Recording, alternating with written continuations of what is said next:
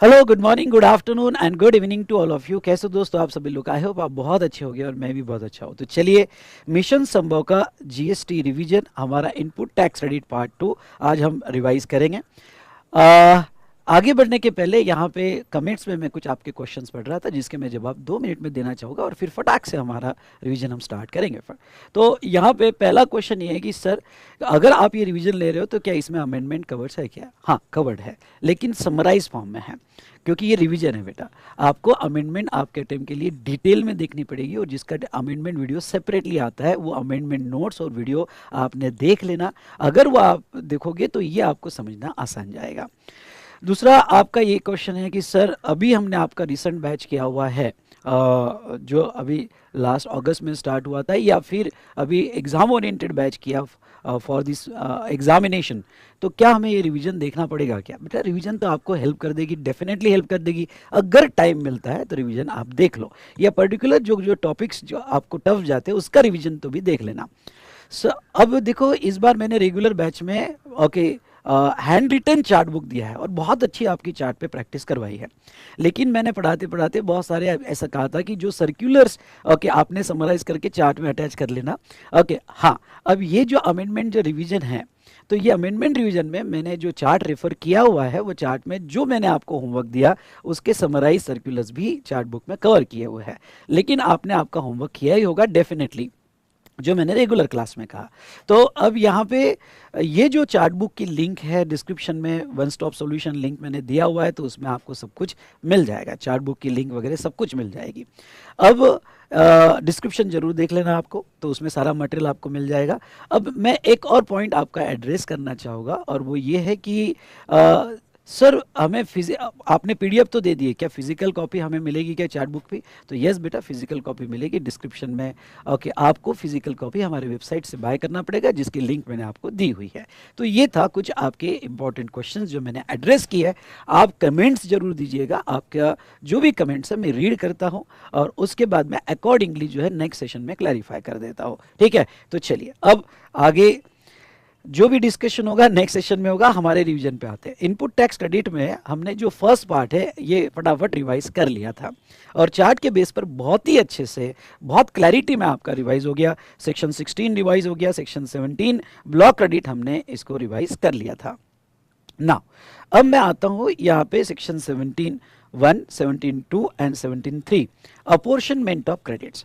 तो ये apportionment of credit जो है, पहले मैं आपको थ्योरेटिकली और कॉन्सेप्चुअली मैं एक्सप्लेन कर दूंगा, लेकिन फिर हम बात करेंगे कि प्रॉब्लम सॉल्व करते वक्त आपको कौन कौन सी बातों का ध्यान रखना है। Done done done done. Okay, तो चलिए यहाँ पे ये चार्ट बुक में आते हैं। रेडी? तो अब आ जाओ सेक्शन 17(1), 2 एंड 3 में। अब देखो 17(1) और 2 बहुत ही सिंपल वे में क्या कहता है। सारे कॉम्प्लेक्सिटी हटा दो, तो सिंपल वे में ये क्या कहता है? तो ये सिंपल वे में कहता है, यहाँ पे ध्यान देना, पार्टली अगर कोई गुड्स है या सर्विसेज है और वो यूज बाय रजिस्टर्ड पर्सन है, रजिस्टर्ड पर्सन यूज कर रहा है, partly for business purpose and partly for non business purpose, एक क्राइटेरिया ऐसा आ सकता है। दूसरा, partly for effecting taxable supply including zero rated supply and partly for exempt supply. तो ये जो वाला पार्ट है इंक्लूडिंग जीरो रेटेड सप्लाई, मैं आपको अभी कह देता हूँ कि जीरो रेटेड सप्लाई ये टैक्सेबल सप्लाई माना जाता है। इसका सबसे बड़ा फायदा ये है कि अंडर सेक्शन 16 आप जीरो रेट जो करते हो उसके आउटपुट पे आपको यहाँ पे टैक्स देने की कोई जरूरत नहीं होती है। अंडर बॉन्ड होगा तो, या आईजीएसटी दिया होगा तो उसका रिफंड दे दिया जाता है, और आपको आईटीसी के क्रेडिट भी मिल जाते हैं, और आईटीसी यूटिलाइज नहीं हुआ तो रूल 89(4) में उसके रिफंड भी मिल जाते हैं। इन शॉर्ट, अभी बस इतना याद रखो कि यहाँ पे आपका टैक्सेबल सप्लाई जो है वो जीरो रेटेड सप्लाई जो है वो टैक्सेबल सप्लाई माना जाएगा। तो बहुत सी बार क्या होता है, जैसे मैं एक सिचुएशन आपको एक्सप्लेन करूं, नीचे चार्ट पे आते हो तो सिचुएशन और आपको बहुत अच्छे से क्लैरिटी देगी। और वो क्या, एग्जाम्पल के तौर पे एक रजिस्टर्ड पर्सन है और वो आउटवर्ड सप्लाई कर रहा है, मे बी गुड्स का, या आउटवर्ड सप्लाई में भी गुड्स का, मे बी सर्विस का, और वो कंप्लीटली टैक्सेबल है, या वो जीरो रेटेड सप्लाई में आता है, या एसईजेड स्पेशल इकोनॉमिक जोन को सप्लाई किया फॉर ऑथराइज ऑपरेशन। तो अगर आपका टैक्सेबल होगा, आप जीएसटी दे रहे होगे, या ज़ेआरएस होगा, तो वो केस में आप जो भी इनपुट सर्विसेज और in capital goods exclusively use करते हो तो आपको आईटीसी मिलता है। 1-to-1 correlation is not necessary, आप पूरा आईटीसी ले सकते हो। केस 2, अगर आप रजिस्टर्ड पर्सन हो, और आपका आउटवर्ड सप्लाई एग्जम्प्ट है। अच्छा चलो, एग्जाम सप्लाई मतलब कौन से supply? As per our definition only exempt, nil rated, non taxable supply. Okay, या आपका आउटवर्ड आपने supply for non business purpose किया हुआ है। अब देखो, एग्जाम सप्लाई की डेफिनेशन के हिसाब से तो ये एग्जाम सप्लाई मैंने कवर की है, लेकिन इस एग्जाम सप्लाई में हम कुछ और भी ऐड करेंगे। ऊपर अगर आते हो तो स्पेशल एग्जाम सप्लाई का मैंने डिस्कशन लिया हुआ है, और इसमें हम कुछ ऐड करेंगे, और ये जो हम ऐड करेंगे एग्जाम सप्लाई, इसको भी कंसीडर करना पड़ेगा। प्रिंसिपली तो आप इतना समझ लो कि ये जो एग्जाम सप्लाई है, ओके, फिर नील रेट क्यों ना हो, नॉन टैक्सेबल क्यों ना हो, अगर इसमें आईसीजी और आईएस यानी इनपुट कैपिटल गुड्स और इनपुट सर्विसेज एक्सक्लूसिवली यूज हुआ इन सच एग्जम्प्ट या नॉन बिजनेस, तो आपको आईटीसी नहीं मिलते हैं। तो ये बहुत बड़ा रिस्ट्रिक्शन है। बस एक ही रिस्ट्रिक्शन है आईटीसी में कि आउटवर्ड आपका एग्जम्प्ट रहा तो आईटीसी नहीं, बाकी सारे केसेस में आईटीसी, बट आउटवर्ड एग्जम्प्ट रहा तो जो एक्सक्लूसिव यूज है उसके आईटीसी नहीं मिलेंगे। लेकिन कभी कभी ऐसी सिचुएशन आती है कि आप मिक्स कैटेगरी ऑफ सप्लाई करते हो, may be from same registered place और may be from different branches. Okay, वो इंपॉर्टेंट नहीं, अंडर वन जीएसटी नंबर आप जो है डिफरेंट कैटेगरी ऑफ सप्लाई कर रहे हो। ये आउटवर्ड सप्लाई जो आपका टैक्सेबल या जीरो रेटेड सप्लाई भी है, और एग्जाम सप्लाई जो आपका या एग्जम्प्ट है या नॉन बिजनेस पर्पस के लिए है। तो अब इसमें क्या दिक्कत हो जाती है, कुछ इनपुट कैपिटल गुड्स और इनपुट सर्विस तो असर्टेन हो जाते हैं कि ये एक्सक्लूसिव के लिए, एक्सक्लूसिव टैक्सेबल के लिए। कुछ यहाँ पे असर्टेन हो जाते हैं कि एक्सक्लूसिव एग्जाम के लिए। भाई अब थ्योरी को थोड़ा मैं प्रैक्टिकल केस का फ्लेवर देता हूँ। जैसे वी स्मार्ट एकेडमी ले लो, तो वी स्मार्ट एकेडमी में हमारी ट्रेनिंग कोचिंग सर्विस जो है वो तो क्या है बेटा, टैक्सेबल है, लेकिन बुक सेल एग्जाम्प्ट है। तो ट्रेनिंग कोचिंग के लिए कौन से मैं इनपुट्स ले रहा हूँ, कैपिटल गुड्स ले रहा हूँ। जैसे ये जो है iPad, capital goods exclusively for training coaching service taxable supply के लिए है। बहुत सारे इनपुट मटेरियल एक्सक्लूसिवली में स्टेशनरीज है, वॉट एवर इट में भी, वो टैक्सेबल के लिए है। इनपुट सर्विसेज बहुत सी ट्रेनिंग कोचिंग के लिए है। पर कुछ इनपुट, ओके, जैसे ये पेपर ले लो, ओके, हमारे बुक का पेपर ले लो, कुछ इनपुट्स, कुछ कैपिटल गुड्स और कुछ इनपुट सर्विस जो मैं बुक सेल करता हूँ, तो वो बुक सेल के लिए भी है। जो एग्जाम सप्लाई है, एग्जाम सप्लाई दोनों एक्सक्लूसिवली ट्रेस हो रहे हैं। अब यहाँ पे दोनों एक्सक्लूसिवली ट्रेस हो रहे हैं, तो गवर्नमेंट क्या कहती है, गवर्नमेंट कहती है कि जो एक्सक्लूसिव ट्रेस हो रहा है उसके क्रेडिट लो ही मत यार, उसके आप सेल परचेस करो, उसको मत लो। हम कह रहे हैं अगर आपने ले लिए तो फिर आप पकड़े जाओगे और हम पूरी बारात लाएंगे, बारात में होगा दूल्हा टैक्स और पेनल्टी फाइन वगैरह सारे डांस करके जाएंगे। ओके, तो ऐसे सिचुएशन में जो आप ही खुद बाइफरेट कर दो, और एक्सक्लूसिव वाले टैक्सेबल है उसका ले लो, ये एक्सक्लूसिव वाला एग्जम्प्ट है इसका एग्जाम के लिए यूज किया गया मत लो।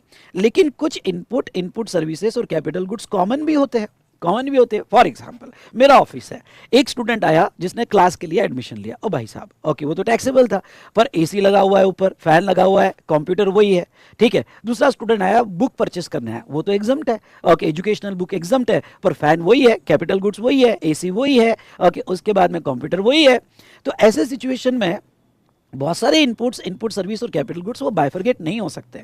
ओके, एक ही बिल में परचेस किए हुए हैं जो कॉमनली यूज हुए हैं, तो जो कॉमनली यूज हुए हैं इसको कैसे बाइफरगेट करना कि कितना प्रोपोर्शन टैक्सेबल में है और कितना प्रोपोर्शन एग्जाम में है, इसको कैसे बाइफरगेट करना। तो गवर्नमेंट कहती है चिंता मत करो, हम आपको बताते हैं, हम आपको रूल 42-43 में मैकेनिज्म बताएंगे। ओके, और यही बहुत इंपॉर्टेंट है, इस बार 99.99% चांसेस है कि रूल 42-43 पे आपको सवाल पूछे जाए। और मैं आपको यह कहना चाहता हूं कि रूल 42-43 क्वेश्चंस के साथ, क्वेश्चनर के साथ निचोड़ लेना, ओके, और अच्छे से पढ़ के जाना। तो रूल 42-43 में अपोर्शनमेंट उन्होंने दिया है, और किस तरह से आप अपोर्शन करोगे, इनपुट और इनपुट सर्विस का अपोर्शन होगा तो ये केस में रूल 42 लगेगा, और कैपिटल गुड्स का अपोर्शन होगा तो रूल 43 लगेगा। रूल 43 ये मैकेनिज्म उन्होंने पूरा दिया है, ठीक है। तो ये मैकेनिज्म पर भाई लिख कर, सारे क्वेश्चन के आंसर लिख कर जाना, मैं कह रहा हूं आपको एग्जाम में क्वेश्चन इसके ऊपर आएगा। तो ऐसे सिचुएशन में यहां पे ओके 17(1) और 17(2) ओके ये बाइफर्केशन अपोर्शन मैकेनिज्म बताता है। चलिए, राइट साइड में मैंने कुछ ओके 17(3) लिया, 17(4) लिया, थोड़ा हम इसको बाद में, 17(3) का अपना एक इंपॉर्टेंस है और मैं थोड़ा बाद में लेता हूं। ओके, पहले मैकेनिज्म तो समझ लेते हैं। आते हैं रूल 42 में। ओ भाई, मैंने जो ये चार्ट दिया बहुत ही सिंपल है, अगर आपको ये ओके समझ गया, कनेक्ट लग गया आपका, तो बस ये चार्ट और चार्ट के बेस पर आप जो है प्रॉब्लम सॉल्विंग अच्छे से कर सकते हो। तो जितने भी वर्डिंग्स में, लीगल जार्गन में कॉम्प्लेक्सिटीज थी वो सब मैंने निकाल दी, ओके, वो मैंने निकाल दी और यह चार्ट फॉर्म में ये ले लिया। अब देखो, एक पहला ओके स्ट्रेट फॉरवर्ड फॉर्मूला उन्होंने क्या दिया है, ओके, ये समझ लेते हैं। अब स्ट्रेट फॉरवर्ड फॉर्मूला यहाँ पे रूल 42 की अगर हम बात करें तो manner of distribution of ITC with respect to input and input services, T equals to total input tax credit on I plus I S. अब देखो एक जो बंदा है यहाँ पे, okay, total input tax credit on I और I S, sorry total input tax, okay, proper word है आपका। अच्छा, ये क्रेडिट जो है, ये क्रेडिट यहाँ से निकाल दो तो आपको प्रॉपर मीनिंग आएगा उसका, ठीक है, input tax, total input tax. अब देखो ये कहना क्या चाहते हैं, ये कहना चाहते हैं यहाँ पे एग्जाम्पल के तौर पे ले लो, यहाँ पे ये कहना चाहते हैं कि समझ लो आप रजिस्टर्ड पर्सन हो और ये रजिस्टर्ड पर्सन जो है for the month of April जो भी इसने इनपुट खरीदा, कैपिटल गुड्स खरीदा या इनपुट सर्विसेज खरीदी, ओके, तो इस पे जो भी जीएसटी लग के आया, जीएसटी लग के आया जो आपके जीएसटीआर 2B में अपडेट हुआ, ओके, जो भी जीएसटी लग के आया, तो आप टोटल आईटीसी ले लो, टोटल इंक्लूडिंग ब्लॉक क्रेडिट, मतलब जो भी इनपुट टैक्स अपडेट हुआ, प्रॉपर वर्ड है इनपुट टैक्स अपडेट हुआ। अब उसका क्रेडिट मिलेगा नहीं मिलेगा, ओके, वो बाद में, जो भी टोटल इनपुट टैक्स अपडेट हुआ वो ले लो, डन। अब ये जो इनपुट टैक्स अपडेट हुआ, जैसे आप जब प्रॉब्लम सॉल्व करोगे तो आपको अगर टी निकालना है तो टोटल इनपुट टैक्स जो अपडेट हुआ, ये बेसिक फॉर्मेट है। तो यहाँ पे जो भी यहाँ पर्टिकुलर्स जिसको हम टी बोलेंगे, तो यहाँ पे पर्टिकुलर्स आ जाएगा, यहाँ पे IGST, ओके, CGST और SGST, और जो भी आइटम्स आपको दिए हैं वो कलेक्ट करते जाओ, ओके, वो यहाँ पे कलेक्ट करते जाओ जो भी आइटम्स आपको दिए हैं। तो ये था रिगार्डिंग टू कि टी का मतलब। वापस आते हैं हमारे चार्ट पे, तो total input tax on I plus I S वो ले लो, ठीक है। ये चीजें बेटा अगर आपके नोट्स में करेक्टेड होगी चार्ट बुक में तो ओके, नहीं तो करेक्शन कर लेना। तो नेक्स्ट अब हम बात करेंगे T1 की। तो अब ये जो टोटल आपने लिया इनपुट टैक्स जो सेल्फ असेस किया, इसमें input tax on I plus I S exclusively use for normal business purpose. अब आपको प्रॉब्लम में क्या दिया होता है कि भाई ये इनपुट या input service use for personal purpose, यही एडजस्टमेंट ज़्यादा बार आई है कि यूज फॉर पर्सनल पर्पस, तो मतलब वो non exclusive use for non business purpose हुआ, उसको डिनोट करो टी से, आई रिपीट उसको डिनोट करो टी से, ठीक है। और उसका आईटीसी अलाउ मत करो, आईटीसी नॉट अलाउड, उसका आईटीसी नहीं मिलेगा। मतलब जो आपकी टोटल आई है, ओके, तो टोटल को टी बोला हमने, पहला T1, जो भी T1 आया तो टोटल में से T1 लेस करो, ये माइनस करो, जो भी अमाउंट आएगी वो माइनस करो, ओके, उसका आईटीसी आपको नहीं मिलने वाला। फिर input tax on I plus I S use exclusively for exam supplies, ठीक है, use exclusively for exam supplies. तो अगर वो एक्सक्लूसिवली एग्जाम सप्लाई के लिए तो उसका भी आईटीसी नहीं मिलेगा आपको, उसको T2 डिनोट करो। तो ये जो T2 है, ओके, तो यहाँ पे ये भी लेस करो, जो भी अमाउंट होएगी T2 लेस करो। फिर T3 क्या कहता है, T3 कहता है block credit of I and I S under section 17(5), क्योंकि आपने जो तो टोटल इनपुट टैक्स का टोटल टी ले लिया ना, जितना भी इनपुट टैक्स अपडेट हुआ, फिर वो ब्लॉक क्रेडिट हो या ना हो आपने टी ले लिया। अगर आपने उसको टी में ले लिया तो फिर ब्लॉक क्रेडिट का डिडक्ट करो, यानी आपको यहाँ पे T3 भी आप डिडक्ट करो, उसका भी क्रेडिट नहीं मिलेगा। और ये डिडक्ट करने के बाद यानी अब जो आपकी remaining ITC credited to electronic credit ledger वो कितना आएगा, उसको डिनोट करो C1। ये जो है ये डिनोटेशंस T1, T2, T3 ये एग्जाम में इसके ऊपर मार्क्स रखे गए, तो ये डिनोटेशंस जो है वो बड़े इंपॉर्टेंट है। तो अगर आप C1 लेते हो तो T minus T1 plus T2 plus T3, okay, तो ये आपका C1 आ जाएगा। अब ये रिमेनिंग आईटीसी जो C1 है, अब ये C1 क्या डिनोट करता है मैं आपको बता दूं। C1 डिनोट करता है कि भाई आपका बचा क्या, आपका बचा जो एक्सक्लूसिव टैक्सेबल का है, टैक्सेबल सप्लाई का है। देखो हमने टोटल में से क्या डिडक्ट किया, एग्जाम को डिडक्ट कर दिया, ब्लॉक को डिडक्ट कर दिया, नॉन बिजनेस को डिडक्ट कर दिया। तो फिर एक्सक्लूसिव जो टैक्सेबल का है, जो रिलेटेड टू टैक्सेबल का है, जिसको हम आगे बोलने वाले T4, तो वो आपका बचा हुआ है ये C1 में, प्लस जो कॉमन है, क्योंकि कॉमन तो हमने डिडक्ट किया ही नहीं, common for okay taxable and exempt supply या नॉन बिजनेस सप्लाई, क्योंकि हमने जो डिडक्ट किया वो एक्सक्लूसिव एग्जाम का डिडक्ट किया, एक्सक्लूसिव एग्जाम का यहाँ पे डिडक्ट किया, हमने कॉमन तो डिडक्ट किया ही नहीं था। मतलब C1 डिनोट्स ओके जो एक्सक्लूसिव टैक्सेबल का है और कॉमन जो टैक्सेबल और एग्जाम का है, ये C1 डिनोट करता है। तो यहाँ पे C1 मैंने कहा कि एक्सक्लूसिव टैक्सेबल और जो कॉमनली यूज किया।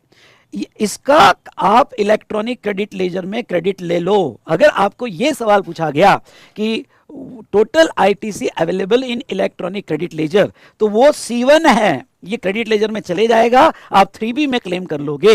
हाँ ले लो, क्रेडिट ले लो, आप एक्सक्लूसिव टैक्सेबल का भी ले लो, कॉमन का भी ले लो। उसके बाद में जो बेटा फिर आता है ओके आपका बैकवर्ड कैलकुलेशन। ये कैलकुलेशन पोर्टल पे नहीं होता है, पोर्टल पे नहीं होता है, नहीं होता है, आपका आता है बैकवर्ड कैलकुलेशन। तो क्या, तो फिर आप जो है T4 निकालोगे। What is T4? ITC on IRS exclusively use for taxable supply including ZRS। तो ये आप निकालोगे।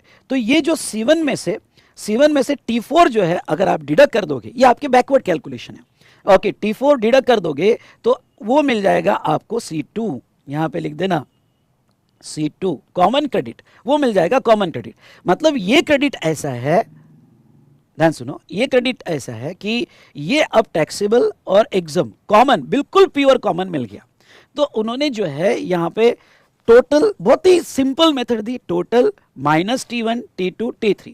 C1 वाला क्राइटेरिया जो है वो इलेक्ट्रॉनिक क्रेडिट लेजर में आप यहां पे ऐड कर दो। उसके बाद में सेकेंड जो T4 जो है आप अपने बैकवर्ड में डिडक्ट करना, पोर्टल पे डिडक्ट करने की जरूरत नहीं, पोर्टल पे तो क्रेडिट आ गया, पोर्टल पे क्रेडिट आ गया। उसके बाद में C1 माइनस T4 कर दोगे तो C2 आ जाएगा। ये हुआ आपका कॉमन क्रेडिट, कॉमन क्रेडिट। ठीक है, अब यहां पे D1, अब वो क्या कहते हैं, D1 निकालो, credit attributable to exempt supply. भाई साहब ये कॉमन में okay credit attributable to exempt supply कितना है, तो उन्होंने फॉर्मूला दिया D1 इक्वल्स टू, डिनोटेशन याद रखना है, D1 equals to E by F into C2। मतलब प्रोपोर्शनेट, जो भी एग्जाम आपने सप्लाई किया उसका प्रोपोर्शनेट लो और वो निकालो। E equals to aggregate value of exempt supply, सुनना aggregate value of exempt supply, और F equals to turnover in state. अब इसमें कुछ नीचे कमेंट यहां पे दी है, if E and F is not available for a tax period, क्योंकि ये जो लेना है आपको उस टैक्स पीरियड का एग्जाम कितना, उस टैक्स पीरियड का टर्नओवर इन स्टेट कितना। टर्नओवर इन में all taxable supply, all exempt supply, all export supply, जितना भी टर्नओवर इन स्टेट है पूरा आपको लेना पड़ेगा। ओके उसके ये कहते हैं कि अगर वो टैक्स पीरियड का आइदर E नहीं मिला या F नहीं मिला तो फिर आप लास्ट टैक्स पीरियड का भी अमाउंट कंसीडर कर सकते हो फॉर अपोर्शन में। ये कब, जब नहीं मिला।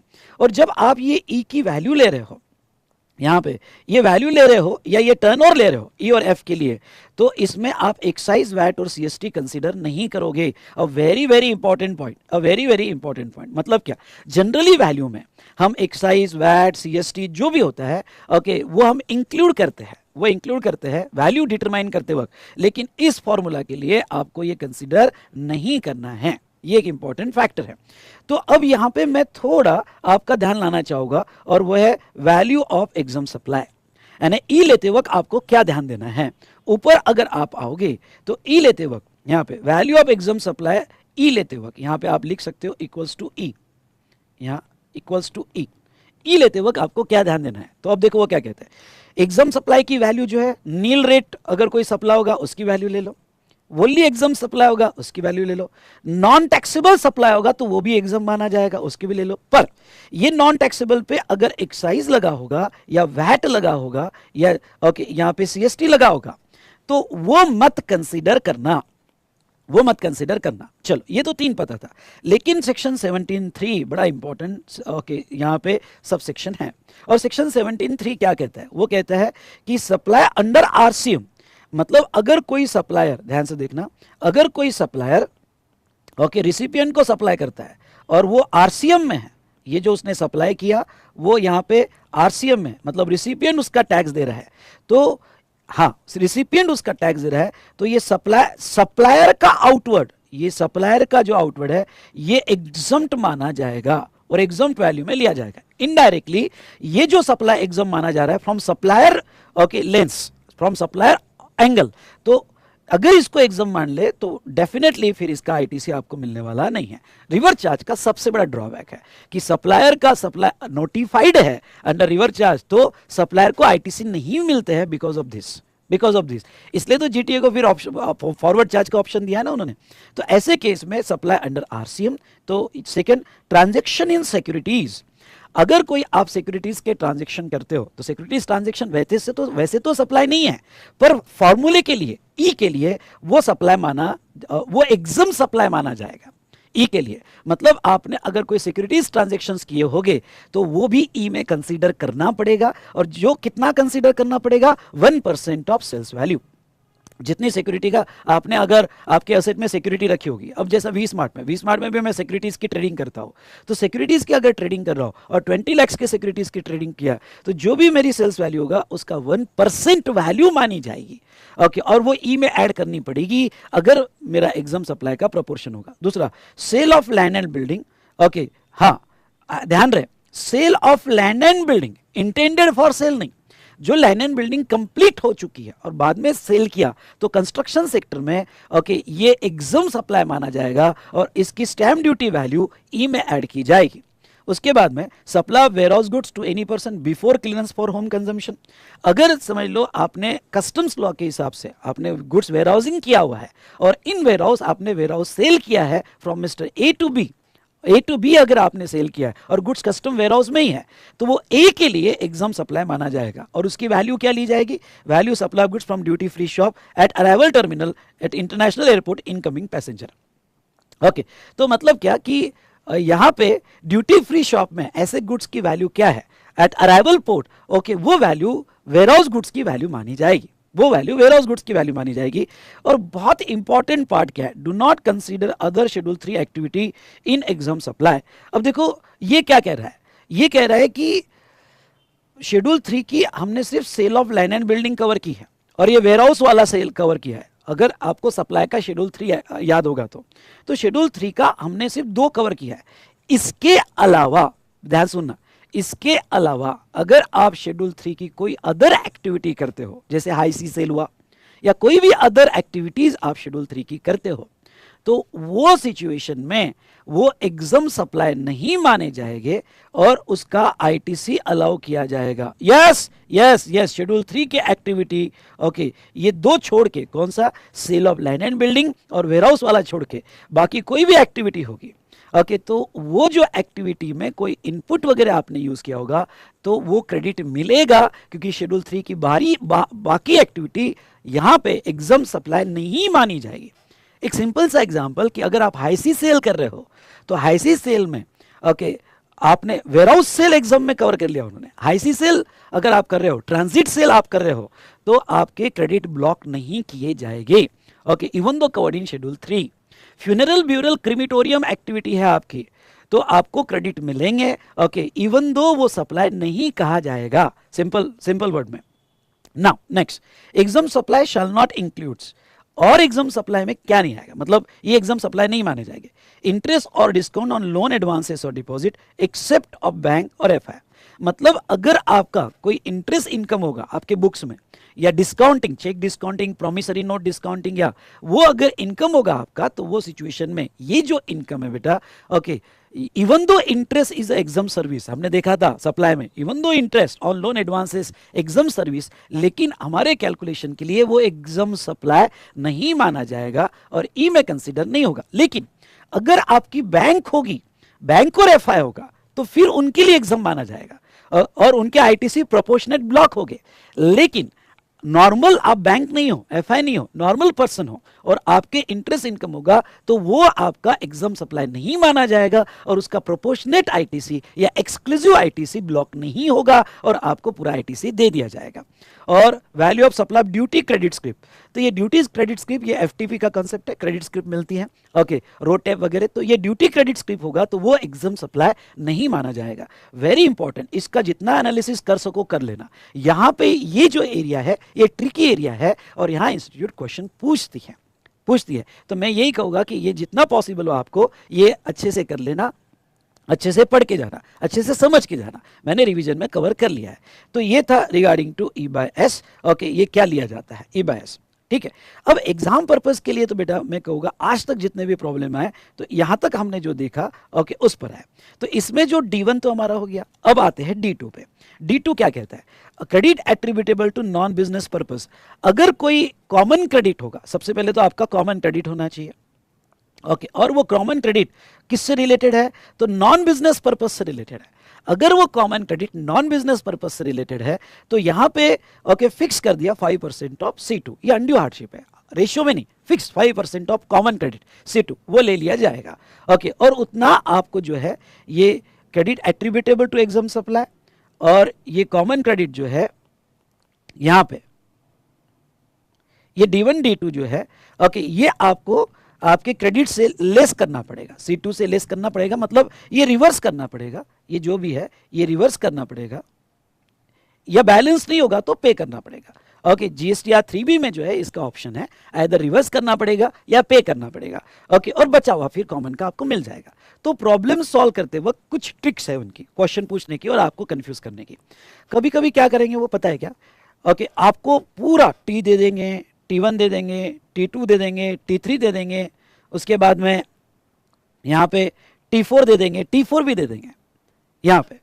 तो अब मैं आपको एक बात बताना चाहूँगा, प्रॉब्लम कॉम्बिनेशंस में आ सकते हैं। आपको T4 दे दिया और कॉमन क्रेडिट भी दे दिया, तो फिर आपको इतना घुमा के जाने की जरूरत ही नहीं, आपको यहाँ तक आना है। भाई गाड़ी यहाँ की पकड़नी है, यहाँ की गाड़ी ऐसे पकड़ो पूरा घूम के, ऐसा पकड़ो पूरा घूम के, ओके, या डायरेक्ट भी पकड़ सकते हो। समझ लो आपको प्रॉब्लम में T4 दे दिया और आपको प्रॉब्लम में कॉमन क्रेडिट्स भी दे दिए या बता दिया कि ये कॉमन क्रेडिट्स है, आप ट्रेस कर सकते हो।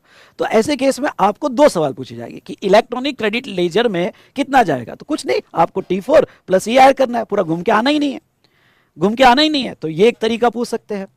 कभी कभी प्रॉब्लम में डायरेक्ट C2 दे देते हैं, ओके, तो डायरेक्ट C2 मिल रहा है कॉमन क्रेडिट का, तो क्यों पीछे ऊपर से जाते हो, हमको यहां तक आना है ना, यहां तक आना है तो बात खत्म। ओके, ये C2 ले लो, ओके, ये और ये C2 से C1 भी निकाल सकते। कैसे C2 से C1 निकाल सकते, बोलो, C2 से C1 कैसे निकाल सकते, C2 प्लस T4 निकल गया C1, क्रेडिट लेजर में उतना जाएगा, C2 तुमको दिया हुआ है उस पर से डायरेक्ट D1 निकाल लो, दैट्स ऑल। तो ये जो ट्रिक्स इन्होंने क्वेश्चंस में यूज किए हैं, तो वो क्वेश्चंस जो है जरूर देखिए आप, अभी देखिए, बाद में जब प्रेशर बढ़ेगा तो पॉसिबल नहीं है। तो ये ट्रिक्स दी है, लिख कर देखो, मजा आएगा आपको। ओके, तो ये जो है बेटा यहां पे हमने देखा रिगार्डिंग टू D1। अब एक सवाल स्टूडेंट का ये आता है कि सर D2 ऑलवेज हमने कैलकुलेट करना चाहिए क्या? नहीं, अगर प्रॉब्लम में, सुनो, अगर प्रॉब्लम में स्पेसिफिकली ये दिया है, ठीक है भाई, स्पेलिंग वेलिंग की तरफ आप ध्यान मत देना। अगर प्रॉब्लम में स्पेसिफिकली ये दिया है,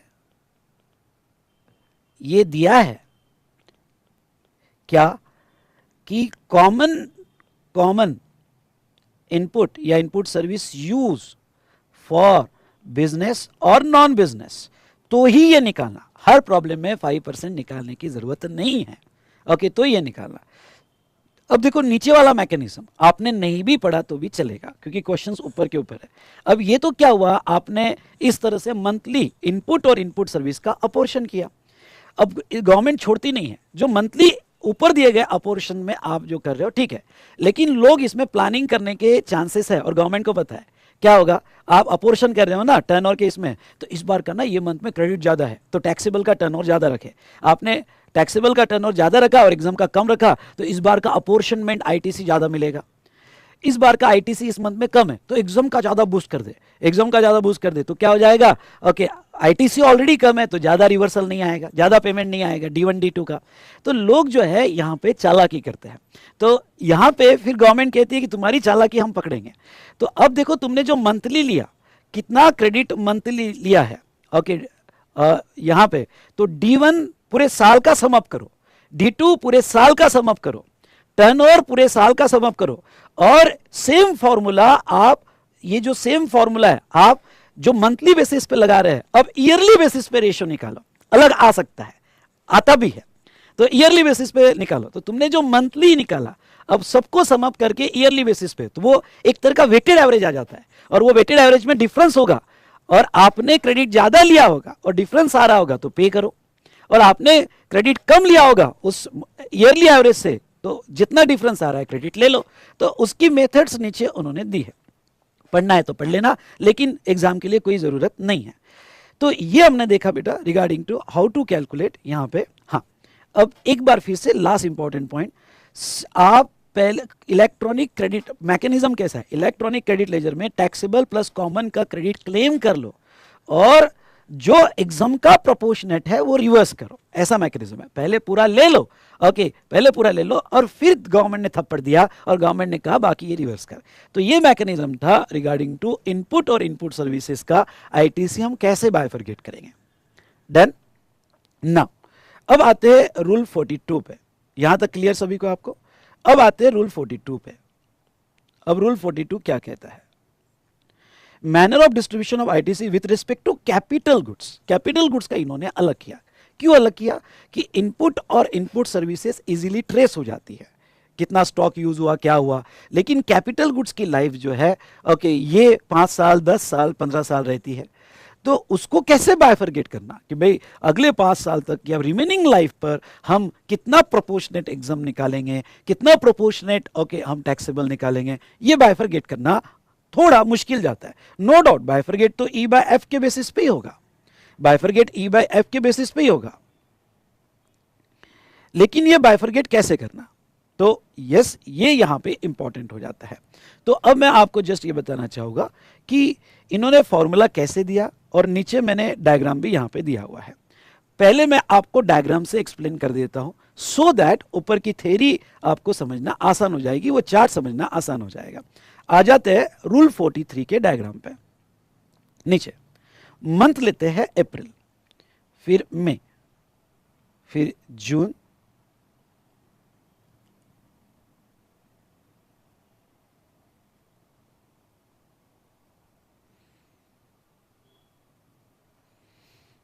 ओके, जून, यहां पे sorry, June, July, August, September and etcetera.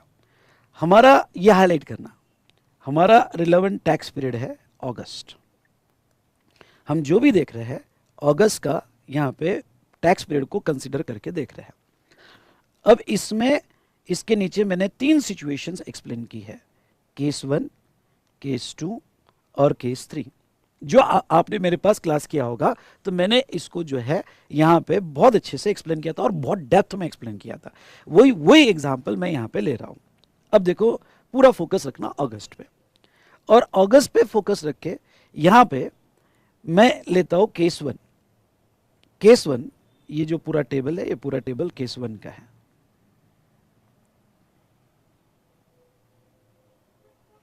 यहाँ पे ये पूरा टेबल केस 1 का है, ठीक है। डन डना डन डन। अब देखो यहां केस 1 में कॉमन CG1, एक नाम दे रहा हूं, common CG1 purchase in the month of अगस्त। तो हमने कॉमन कैपिटल गुड्स खरीदा। कैपिटल गुड्स तो इजीली ट्रेस हो जाता है कि ये कैपिटल गुड्स कॉमनली मैंने ऐसे खरीदा ऑफिस के लिए, तो मुझे पता ही है कि ऐसे दोनों के लिए यूज होने वाला है, जो बुक सेल के स्टूडेंट है या फिर वो स्टूडेंट ओके जो ट्यूशन क्लासेस के लिए आ रहे हैं। मैंने CG1 कॉमनली खरीदा, बहुत ही सिंपल वे में ले रहा हूं। ITC shown in the invoice, invoice में आईटीसी यानी जीएसटी जो शोन है वो यहाँ पे 6 लाख है। तो उस कैपिटल गुड्स जो मैंने इस टैक्स पीरियड में खरीदे उसका आईटीसी कितना, उसको डिनोट किया जाता है ए से, ओके, उसको डिनोट किया जाता है ए से। तो जब प्रॉब्लम सॉल्व करोगे तो सबसे पहला फोकस इस टैक्स पीरियड में क्या खरीदा और वो कॉमन कैपिटल गुड्स क्या है। तो वो कॉमन कैपिटल गुड्स जो है हम पूरा फोकस कॉमन कैपिटल गुड्स पे कर रहे हैं, तो उसको डिनेट करो 6 लाख से। अब इसका आईटीसी बाइफरगेट करने का तरीका, अब वो क्या कहते हैं, ये 6 लाख पूरा आप इलेक्ट्रॉनिक क्रेडिट लेजर को ट्रांसफर कर दो। हाँ ले लो पूरा क्रेडिट। अरे सर कॉमन पूरा ले लो भाई। अरे sir but no but shirt only cut to cut, पूरा ले ले भाई। ओके, तो मैं जो है कैपिटल गुड्स का पूरा क्रेडिट जो इस टैक्स पीरियड में खरीदा उसका मैं ले लूंगा, ठीक है। अब useful life of capital goods is 5 years, उसकी यूजफुल लाइफ रूल कहता है 5 ईयर्स मानो, यानी 60 मंथ्स मानो, 5 ईयर्स मतलब 60 मंथ्स मानो उसकी यूजफुल लाइफ। ओके, यहां पे from the date of purchase of invoice. अब जो आपने ये एक आपने 2 स्टेप ले ली थी। पहले तो जितना कैपिटल गुड्स खरीदा उसको आपने ए का जो पूरा क्रेडिट आपने इलेक्ट्रॉनिक क्रेडिट लेजर को ट्रांसफर कर दिया। अब एक डिनोटेशन पिक्चर में लाओ, इसका बड़ा इंपॉर्टेंस है, टीसी। टीसी आपने एक ही कैपिटल गुड्स खरीदा हुआ है, ओके, या आपने 2 खरीदोगे तो 2, 3 खरीदोगे तो 3, तो सबकी टोटल, टी मतलब टोटल। तो जो आपने अब यहां पे 6 लाख आपने कैपिटल गुड्स, वो उसको डिनोट करो टीसी। अब ये जो क्रेडिट आपने लिया है टीसी, टोटल क्रेडिट, इसको 60 मंथ में डिवाइड करो। हाँ, क्योंकि कैपिटल गुड्स की लाइफ हमने कितने अज्यूम की, 5 years, तो 60 मंथ में डिवाइड करो तो कितना, ये पर मंथ कितना है, पर मंथ 10,000। मतलब क्या कि भाई मैंने ये अगस्त का 10,000, अगस्त का 10,000, सितंबर का 10,000, ऐसे आगे 60 मंथ्स, ये पूरी एक्सेल बनानी पड़ती है। आजकल तो सॉफ्टवेयर आ गया है, आपको इतना कुछ करने की जरूरत नहीं, पर मैकेनिज्म तो समझना पड़ेगा ना। ओके, 10,000 ऐसे ये 60 मंथ में ओके मेरे एक्सेल में वो कैपिटल गुड्स के टाइटल में डिवाइड हो जाएंगे।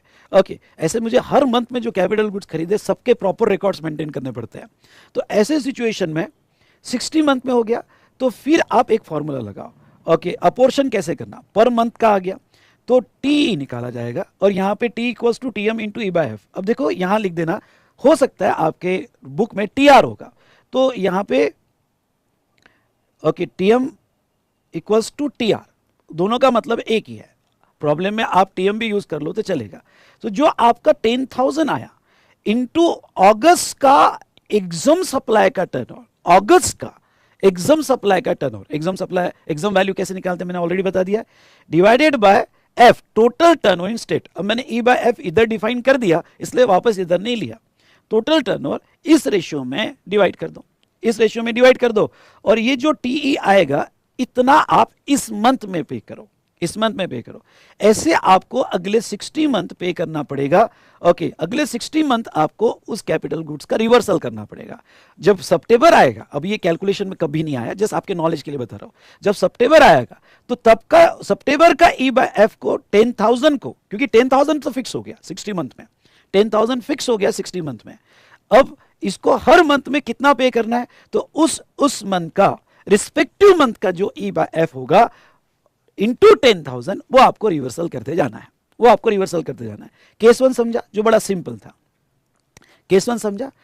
इसमें 3 मेजर केसेस समझनी है और केस 2 समझ लो। आपका क्लाइंट ऐसा है और हम अगस्त पे ही फोकस कर रहे हैं, सुनना, अगस्त पे ही फोकस कर रहे हैं और आपका क्लाइंट ऐसा है कि उसने CG1 तो खरीदा अगस्त में और CG2 now use for common supply in the month of अगस्त। अब ये CG2 क्या है, तो आपके पास अगर यहां पे आप लिख रहे होगे तो ऐसा एरो कर दो CG2, ये जो CG2 है, अप्रैल में मैंने, सुनना, अप्रैल में मैंने जो है यहां पे एक कैपिटल गुड्स खरीदा था CG2 जो एक्सक्लूसिवली एग्जाम सप्लाई के लिए था। अब जब वो एक्सक्लूसिवली एग्जाम सप्लाई के लिए था तो मैंने ITC लिया नहीं, उस पर GST 4 लाख रुपीस, तो मैंने ITC लिया नहीं।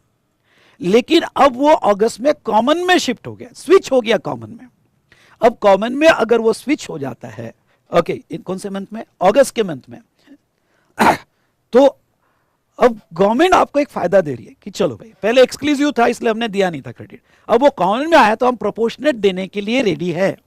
अब प्रोपोर्शनेट देने के लिए रेडी है तो कैसे लेना, CG1 जो इस मंथ में खरीदा उसका ITC, उसको A डिनोट करो, कैपिटल CG2 उसको भी A डिनोट करो, उसका जो टोटल ITC था जब आपने खरीदा था, उसका टोटल ITC जब आपने खरीदा था वो ले लो। तो आपके इलेक्ट्रॉनिक क्रेडिट लेजर को टोटल 10 लाख ट्रांसफर कर दो, पहले तो क्रेडिट ले लो 10 लाख, और इस सर पूरा ले लो, हाँ थप्पड़ गिरेगी आपको बाद में, और पूरा ले लो, हाँ सर वो जो एग्जाम वाला था अभी कॉमन में आया था उसका भी पूरा ले लो, हाँ अभी के कॉमन का भी पूरा ले लो, हाँ आप पूरा ले लो। अब पूरा लेने के बाद आपका जो TC रहेगा, तो TC ऑफ CG1 कितना 6 लाख, TC ऑफ CG2 कितना 4 लाख। ओके, तो जो TC निकलेगा CG1 एंड CG2 4 लाख। अब इन दोनों को सेपरेटली डिवाइड करो, इन दोनों का TM निकालो, 6 लाख डिवाइडेड बाय 60 तो 10,000 और 4 लाख डिवाइडेड बाय आगे 60 तो 6667, ये आ गया दोनों का।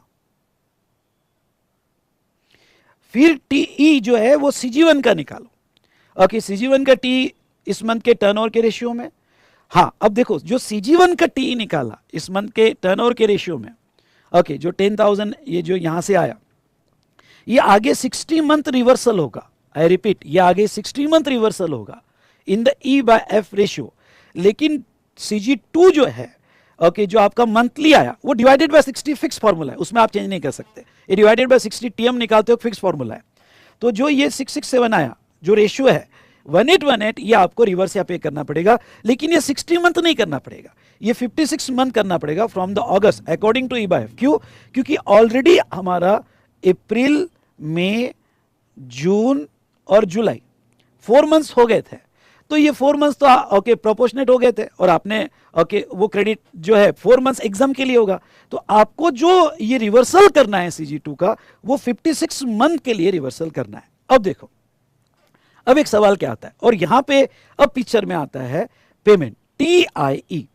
अब गवर्नमेंट का फंडा क्या है, गवर्नमेंट कह रही है देख, ओके गवर्नमेंट कह रही है कि यहां पे जो है हमने आपको जब कॉमन में आया तो पूरा क्रेडिट दे दिया। अब कॉमन में आने के बाद अगर हमने आपको पूरा क्रेडिट दे दिया, पर 4 मंथ्स तो वो किसके लिए यूज हुआ था, 4 मंथ्स वो एक्सक्लूसिवली एग्जाम के लिए यूज हुआ था, उतना प्रोपोर्शनेट तो क्रेडिट मिलना नहीं चाहिए ना आपको। 56 मंथ का हम जो है आपको प्रोपोर्शन में क्रेडिट भी देंगे, मतलब हमने पूरा क्रेडिट दे दिया, और एक ओनली एग्जाम का रिवर्स करेंगे, यानी TE रिवर्स करेंगे ओनली रिलेटेड टू एग्जाम। लेकिन पहले 4 महीने का तो पूरा क्रेडिट भी इसमें आ गया ना, क्योंकि हमने तो आपको 6 lakh as well as 4 lakh दोनों का क्रेडिट दिया। तो फिर यहां पे गवर्नमेंट ने एक कॉन्सेप्ट लाया TIE, और TIE यानी क्या, नाउ यहां पे 4 लाख जो है इंटू 2 क्वार्टर्स। अब 2 क्यों लिए, क्योंकि कैलेंडर क्वार्टर लेना, ठीक है, कैलेंडर क्वार्टर लेना, समझ लो अप्रैल मई जून ये पहला क्वार्टर, ओके। तो जो मंथ का जो क्वार्टर में इनवॉइस है, हमारा इनवॉइस 10 अप्रैल का था, तो जो क्वार्टर में इनवॉइस है वो पहला क्वार्टर माना जाएगा, वो कैलेंडर क्वार्टर पहला क्वार्टर माना जाएगा। तो ये हो गया, और any part of the quarter, आगे part of the quarter switch होने के पहले तो उसको फुल क्वार्टर माना जाएगा। इसलिए 2 क्वार्टर का इंटू 5% इतना आपको आउटपुट टैक्स लायबिलिटी में ऐड करना पड़ेगा एज अ TIE, यानी गवर्नमेंट ने पूरा क्रेडिट देके उसका जो प्रोपोर्शनेट एक्सक्लूसिव में जब यूज हुआ था उतना आपसे पे करवाया। आई होप सिंपल है, बहुत ही सिंपल है, समझ गया होगा। सिर्फ प्रॉब्लम सॉल्विंग करो तो कॉन्फिडेंस आ जाएगा।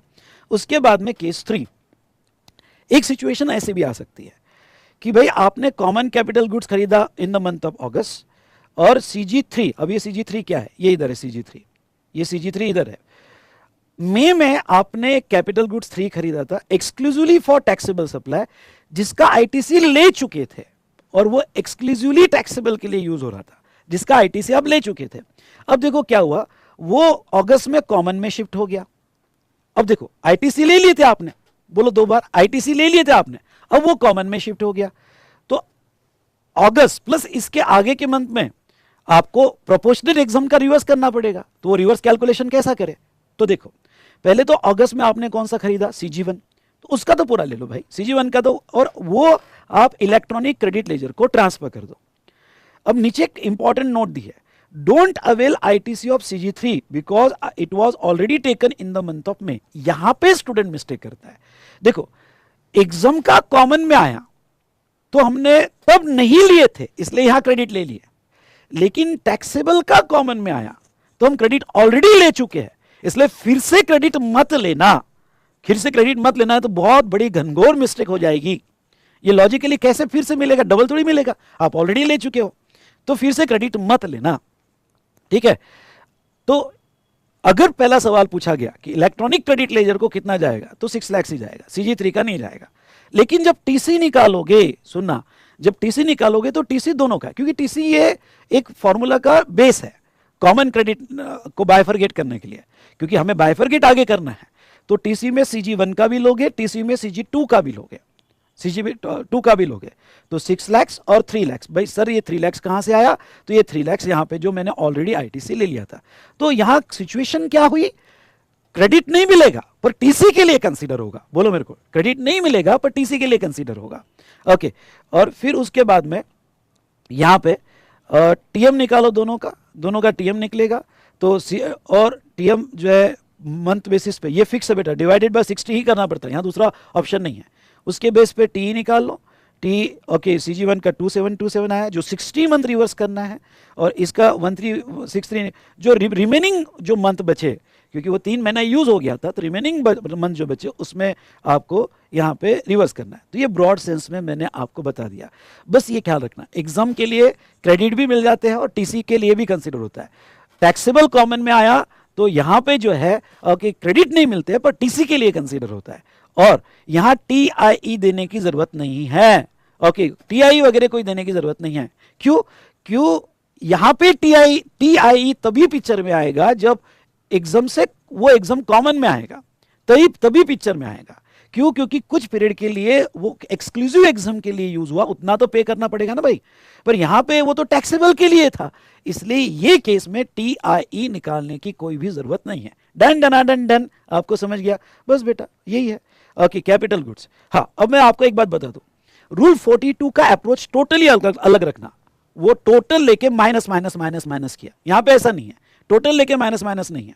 यहां पे ये है कि जो एक्सक्लूसिवली नॉन बिजनेस के लिए लोइच मत, लोइच मत। यहां पे क्या था, टोटल लेके डिडक्ट करो।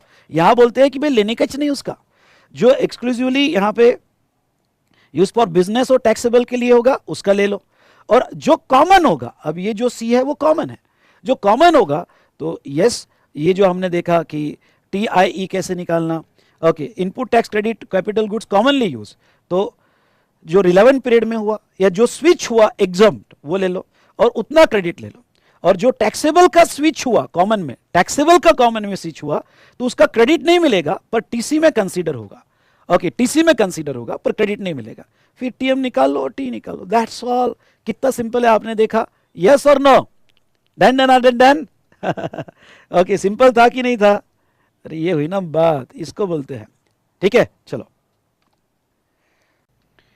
चलो यहां पे नेक्स्ट आ जाते हैं हमारे डिस्कशन जो अभी हमने किया। हाँ, तो दोस्तों यहां पे नेक्स्ट जो है, ये तो सेक्शन 17 हमने प्रोविजन देख ली। अब ये सेक्शन 17 के टाइटल पे आ जाओ, ऊपर यहाँ पे सेक्शन 17 1 2 एंड 3 के टाइटल में आ जाओ। इसमें हम यहाँ पे देखेंगे सेक्शन 17(4). अब ये सेक्शन 17(4) क्या कहता है? Special option for ITC to banking और FI। तो ये थोड़ा मैं आपको बताना चाहता हूँ कि समझ लो कोई बैंक है, समझ लो कोई बैंक है या FI फिनेंशियल इंस्टीट्यूशन। ओके, तो फिनेंशियल इंस्टीट्यूशन होगा तो इनका आउटवर्ड सप्लाई, इनका आउटवर्ड सप्लाई में जो इंटरेस्ट इनकम होती है, interest income on loan income, loan पे, एडवांसेस पे, डिपॉजिट्स पे, ओके, ये मेजर इनकम होती है। और अदर बैंक चार्जेस वगैरह, portfolio charges and other, okay, other services. So अब देखो क्या है, अगर आपको याद होगा तो हमने देखा था कि वैसे तो अगर इंटरेस्ट डिस्काउंटिंग वगैरह होगा तो नॉर्मली वो एग्जाम सप्लाई नहीं माना जाएगा, पर आपका ध्यान लाना चाहूँगा एक वर्ड पे, accept in case of bank और FI।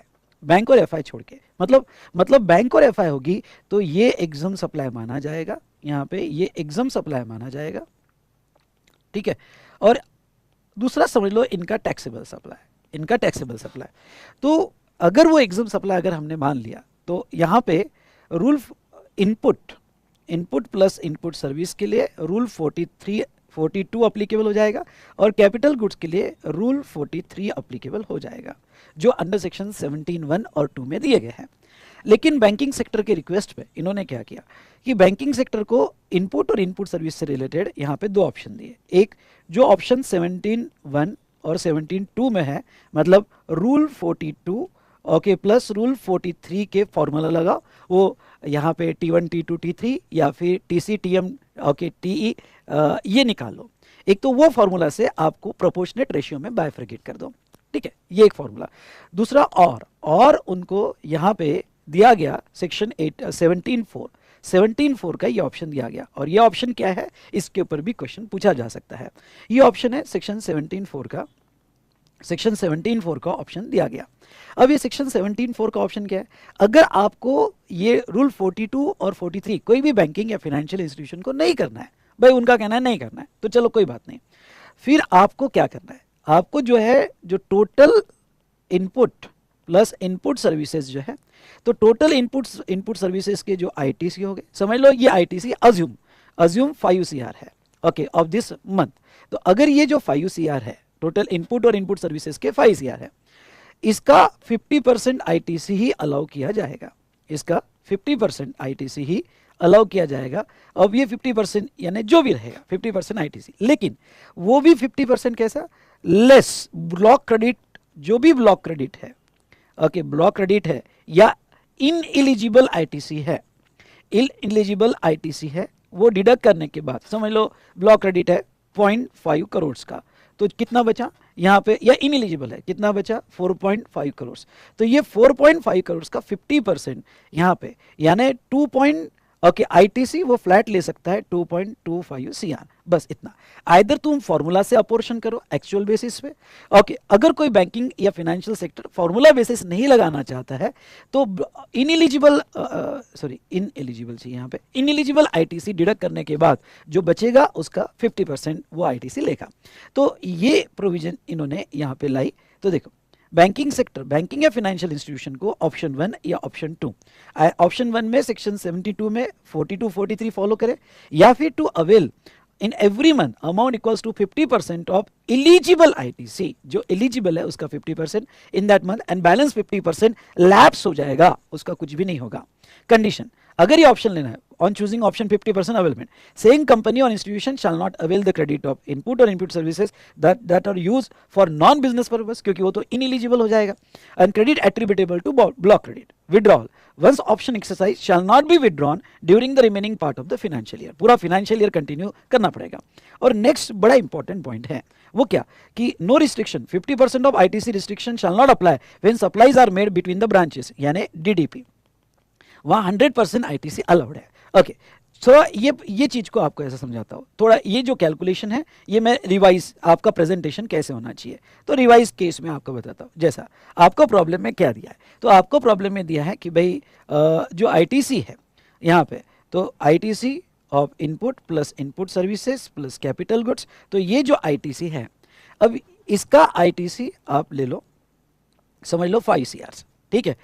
लेकिन जो डीडीपी ट्रांसफर है, एक डीडीपी से दूसरा डीडीपी ट्रांसफर हुआ, उसका आईटीसी प्रॉब्लम में दिया है, और वो है जो 5 CR में इंक्लूडेड भी हो सकता है या एक्सक्लूड भी हो सकता है। अज्यूम करते हैं इंक्लूडेड है, वो 1 CR है, मतलब एक ब्रांच से दूसरे ब्रांच में। तो हमारी जो बैंक है अदर ब्रांचेस ने बिल दिए है, उसका आईटीसी 1 CR है।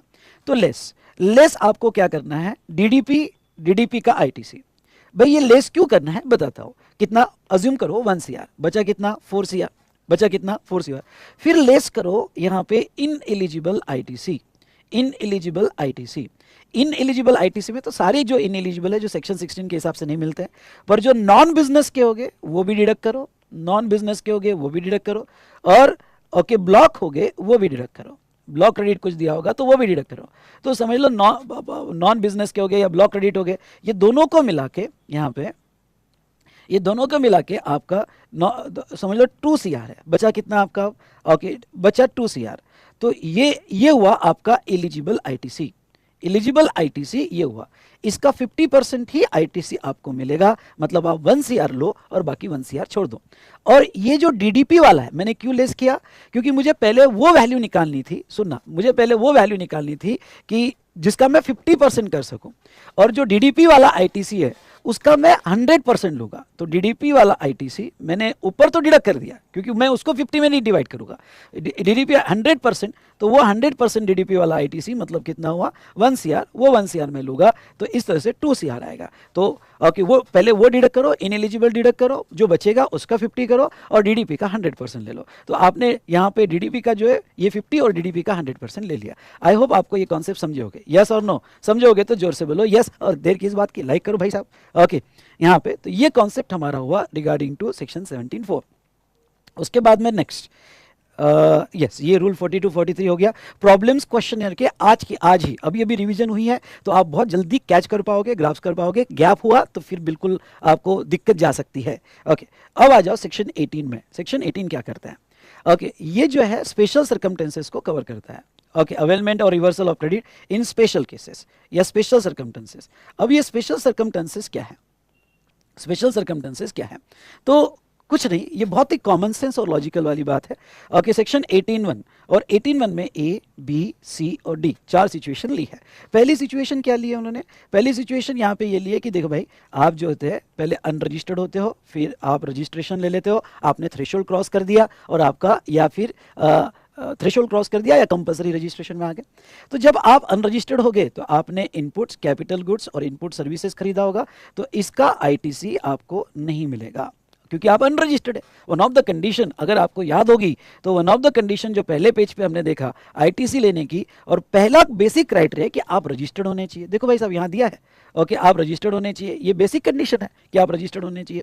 तो ऐसे सिचुएशन में आप रजिस्टर्ड हो ही कहाँ भाई, ओके, अनरजिस्टर्ड हो, तो अनरजिस्टर्ड केस में आपको आईटीसी नहीं दिया जाएगा।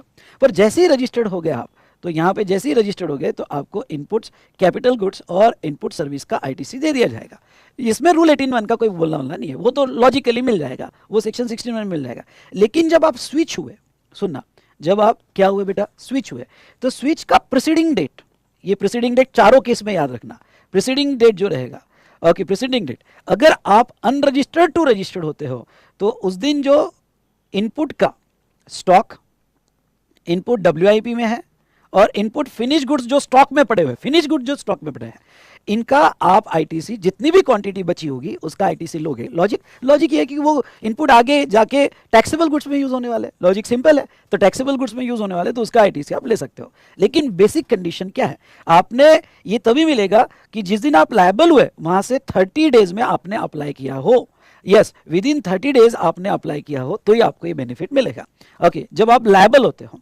नाउ दूसरा क्या है बेटा, दूसरा वॉलंटरी रजिस्ट्रेशन। हाँ, वॉलंटरी रजिस्ट्रेशन में भी आपको यहाँ पे इनपुट के स्टॉक के क्रेडिट मिल जाएंगे, पर इसका जो प्रीसीडिंग डेट दिया जाएगा, जैसे आप अप्लाई कर रहे हो तो जिस दिन लायबल हुए उसकी प्रीसीडिंग डेट, और वॉलंटरी रजिस्ट्रेशन में जिस दिन आरसीआई, ध्यान सुना, जिस दिन आरसीआई उसका प्रीसीडिंग डेट लिया जाएगा।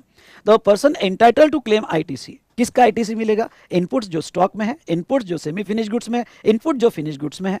और वेरी वेरी इंपॉर्टेंट, स्टार करना, कैपिटल गुड्स का आपको नहीं मिलेगा, ना क्लॉज ए में मिलेगा, 18(1) में मिलेगा, ना 18(1) में, कैपिटल गुड्स का नहीं मिलेगा। नाउ तो पर्सन लायबल फॉर रजिस्ट्रेशन होगा तो प्रीसीडिंग डेट ली जाएगी, कब, जब वो लायबल हुआ, और वॉलंटरी रजिस्ट्रेशन होगा तो प्रीसीडिंग डेट जब उसकी आरसीआई वो लिया जाएगा। हाँ, वेरी वेरी इंपॉर्टेंट, स्टार करना, क्या स्टार करना है आपको, कि a person fails to apply for registration within 30 days, अगर वो 30 डेज में रजिस्ट्रेशन नहीं लेता है तो फिर ये स्टॉक के बेनिफिट्स नहीं मिलेंगे। बेसिक कंडीशन है कि 30 डेज में अप्लाई करना चाहिए, अदरवाइज उसको ये बेनिफिट्स नहीं मिलेंगे। डन। तो ये था ओके क्लॉज ए और क्लॉज बी के केस में। क्लॉज सी और डी क्या केस कवर करती है, क्लॉज सी ये कवर करता है कि अगर आप पहले सीएल में हो फिर नॉर्मल में आ गए, ओके, क्यों, क्योंकि आपको 150 लाख या 75 लाख या 50 लाख, ओके, सीएल का थ्रेशोल्ड क्रॉस हो गया, सीएल में थे तब आपने आईटीसी नहीं लिए, नॉर्मल में आ गए तब आईटीसी मिल जाएगी। पर व्हाट अबाउट स्टॉक, जो हमारा स्टॉक स्विच करते वक्त जो स्टॉक है, या फिर यहाँ पे पहले आप एग्जाम में थे फिर आप टैक्सेबल हो गए, तो जब स्विच हुए तब क्या, क्योंकि पहले तो नो आईटीसी, क्योंकि एग्जाम सप्लाई में फिर आईटीसी मिल जाएगा, पर जब स्विच हुए उसका क्या, तो नो डाउट प्रीसीडिंग डेट का स्टॉक लिया जाएगा। तो RP switching from CL to normal tax payment, या RP exempt from supply, exempt supply become taxable, ये क्लॉज सी में कवर होता है, ये क्लॉज डी में कवर होता है। तो आपको आईटीसी किसका मिलेगा भाई साहब, आपको आईटीसी इनपुट का मिल जाएगा, input in semi finish goods मिल जाएगा और इनपुट इन फिनिश गुड्स मिल जाएगा। तो इनपुट के स्टॉक तो आपको मिलने हैं, पर वेरी वेरी इंपॉर्टेंट, सुनो, वेरी वेरी इंपॉर्टेंट, क्या आपको कैपिटल गुड्स के भी बेनिफिट्स मिल जाएंगे, ओके, आपको कैपिटल गुड्स के भी बेनिफिट मिल जाएंगे। और ये जो कैपिटल गुड्स है, आईटीसी माइनस 5% पर क्वार्टर या part thereof, I repeat, ITC minus 5% पर क्वार्टर या पार्ट देयर ऑफ, और ये जो लेने हैं आपको कैलेंडर क्वार्टर लेने हैं, ओके, तो कैपिटल गुड्स का 5% रिड्यूस करके आपको मिल जाएगा, ओके। तो अब इसके कैलकुलेशन थोड़ा मैं आपको बता दूं क्या है। तो इसके कैलकुलेशन अगर मैं लूँ तो कुछ इस तरह से हो गए। अब इस तरह से मतलब क्या, समझ लो, ओके, आप स्विच हुए, और आप जो स्विच हुए यहाँ पे 1 दिसंबर को स्विच हुए, तो उसके पहले वाला दिन कौन सा है, 30 नवंबर, ओके, 30 नवंबर। इस दिन इनपुट का तो मिलेगा, बात करेंगे कैपिटल गुड्स की। कैपिटल गुड्स का कैलकुलेशन कब होगा, समझ लो आपने कैपिटल गुड्स खरीदा, और वो खरीदा आपने कैपिटल गुड्स 10 जनवरी को, 10 जन को खरीदा, 10 जनवरी 25 को, और स्विचिंग हुआ आपका 1 दिसंबर 25 को। तो वो क्या कहते हैं कि जितने क्वार्टर वो आपने ओके हो चुके हैं, और ये कैपिटल गुड्स ओके जब आपने खरीदा तब आप सीएल में थे या एग्जाम में थे, और वो एग्जाम में एक्सक्लूसिवली यूज हो रहा था, तो आप नंबर ऑफ क्वार्टर्स निकालोगे, अब ये नंबर ऑफ क्वार्टर्स निकालते वक्त ध्यान दीजिएगा, आपको क्या करना है, कैलेंडर क्वार्टर लेना है from the date of invoice, calendar quarter लेना है from date of invoice, date of invoice of capital goods, तो कैलेंडर क्वार्टर ले लिया। अब ये जो डेट ऑफ इनवॉइस है, समझ लो डेट ऑफ इनवॉइस हमारी 10 जन हुई, तो जैन कौन से कैलेंडर क्वार्टर में आता है, तो कैलेंडर क्वार्टर देख लेते हैं। पहला कैलेंडर क्वार्टर तो जैन मतलब जनवरी टू मार्च, ओके, और स्विचिंग का प्रेसिडिंग डेट क्या था, नवंबर, जनवरी टू मार्च, फिर अप्रैल टू जून, ओके, दूसरा next calendar quarter July to September, और अक्टूबर टू दिसंबर। तो आपका इनवॉइस कौन सी डेट का, 10 जन, मतलब वो ये क्वार्टर में आता है। फिर वो 1 जन से लेके 31 मार्च तक कोई भी क्वार्टर में आता होगा, तो ये क्वार्टर में आता है। ओके, तो इनवॉइस कौन से क्वार्टर में पड़ रहा है, तो ये 1 क्वार्टर। सर ये तो पार्ट ही हुआ, तो part quarter will be treated as full quarter. फिर ये 2 क्वार्टर, 3rd क्वार्टर, और स्विचिंग का डेट कौन से आता है, नवंबर में, तो नवंबर में पार्ट क्वार्टर 4 क्वार्टर्स, मतलब आपके कितने हो गए, 4 क्वार्टर। समझ लो ये कैपिटल गुड्स का जीएसटी था इनवॉइस में, और वो था 5 लाख।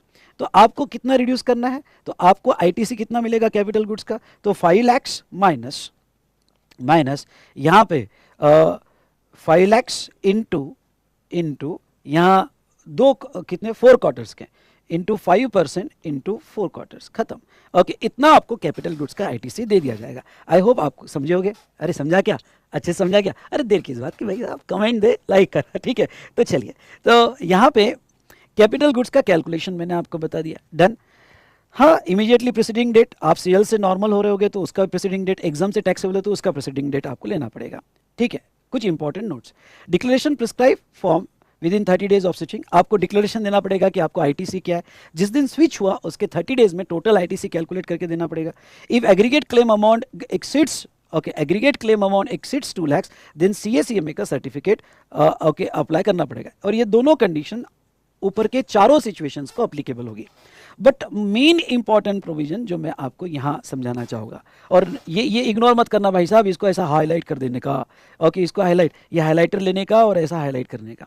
और वो क्या है, तो सेक्शन 18(1) की एक कंडीशन है, person entitled to take ITC on input और capital goods, person not entitled to take ITC of input or capital after expiry of 1 year from the date of invoice। मतलब क्या, इसको सिंपल वर्ड में कहो क्या, आपका ये जो परचेस होना चाहिए, जिसका भी आप आईटीसी ले रहे हो, ये लास्ट 1 ईयर में जिस दिन स्विचिंग हुआ उसकी जो प्रेसिडिंग डेट है, वहां से लास्ट 1 ईयर में उसकी इनवॉइस की डेट होनी चाहिए, यानी लास्ट 1 ईयर का वो परचेस होना चाहिए। उसके पहले का होगा तो नहीं मिलेगा। यानी ये जो स्टॉक का आईटीसी दिया, ये लास्ट 1 ईयर का परचेस होना चाहिए, उसकी इनवॉइस की डेट लास्ट 1 ईयर में होनी चाहिए। फिर वो ए हो, बी हो, सी हो, डी हो, ओके। ये 18(2) चारों को अप्लीकेबल है, 18(2) यहाँ पे चारों को अप्लीकेबल है। आई होप आपको समझा होगा, ये सबको अप्लीकेबल रहेगा। ये तो था 18(1) हो गया, 18(2) हो गया। अब 18(3) पे आते हैं। 18(3) क्या कहता है, ट्रांसफर ऑफ आईटीसी। अब अगर आपने अपना बिजनेस सेल कर दिया, अमलगमेशन, लीज, ट्रांसफर बिजनेस, या आपने डीमर्ज कर दिया, तो एक बहुत बेसिक सवाल होता है प्रैक्टिस में, और ये है कि मैंने अपना बिजनेस किसी को बेच दिया, या कोई एक्वायर मैंने कर लिया, एक्वायरिंग, ओके, एक्वायर का जमाना है, तो किसी ने मुझे एक्वायर कर लिया। अगर किसी ने मुझे एक्वायर कर लिया, तो वो सिचुएशन में यहाँ पे क्या मेरा बचा हुआ आईटीसी जो क्रेडिट लेजर में पड़ा हुआ है, अब तो कंपनी बदल जाएगी, नई कंपनी आ गई, ओके, मेरा स्टार्टअप किसने एक्वायर कर लिया, नई कंपनी आ गई, तो मेरा आईटीसी वो कंटिन्यू कर सकता है क्या, तो बिल्कुल। मेरा अनयूटिलाइज आईटीसी, ओके, मैं हुआ transferor, RP shall transfer is unutilise ITC to electronic credit ledger of transfer, बिल्कुल ट्रांसफर कर सकता हूं। और डीमर्जर हुआ, अब डीमर्जर में क्या भाई साहब, डीमर्जर में ओके, मेरे यूनिट का कुछ पार्ट मैंने किसी को डीमर्ज कर दिया, किसी को दे दिया, कुछ पार्ट मैंने दे दिया। तो अगर मैंने कुछ पार्ट, यूनिट का कुछ पार्ट डीमर्ज करके दे दिया, तो ऐसे सिचुएशन में क्या मैं उतने पार्ट का प्रोपोर्शनेट आईटीसी उसको शिफ्ट कर सकता हूँ क्या, बिल्कुल कर सकता हूँ। जितनी वैल्यू ऑफ असेट मैंने ट्रांसफर की, उतनी वैल्यू ऑफ असेट के रेशियो में मेरा ITC unutilised balance in electronic credit laser मैं उसको ट्रांसफर कर सकता हूँ, ठीक है। अब वैल्यू ऑफ असेट लेते वक्त समझ लो मेरी 100 करोड़ की असेट है, समझ लो यहाँ पे, ओके, पूरे कंपनी की 100 करोड़ की असेट है, और मैं डीमर्जर में चले गया, और मेरा एक एक्टिविटी मैं डीमर्ज कर रहा हूँ, उसमें मैंने असेट ट्रांसफर किया, और वो 30 करोड़ मैंने ट्रांसफर किया, वो अभी हमने खुद डीमर्जर किया। अभी वी स्मार्ट एकेडमी में हमारा हॉस्पिटैलिटी बिजनेस भी हमने स्टार्ट किया था, कुछ होटल्स हमने स्टार्ट की थी, फिर देखा कि नहीं यार, V Smart Academy training and coaching services है, और ये जो होटल्स हम दे रहे हैं, तो ये होटल्स यहाँ पे जो है, ये तो हॉस्पिटैलिटी बिजनेस है, तो अभी हमारा डीमर्जर ऑर्डर आया, हमने वो कंपनी अलग कर दी।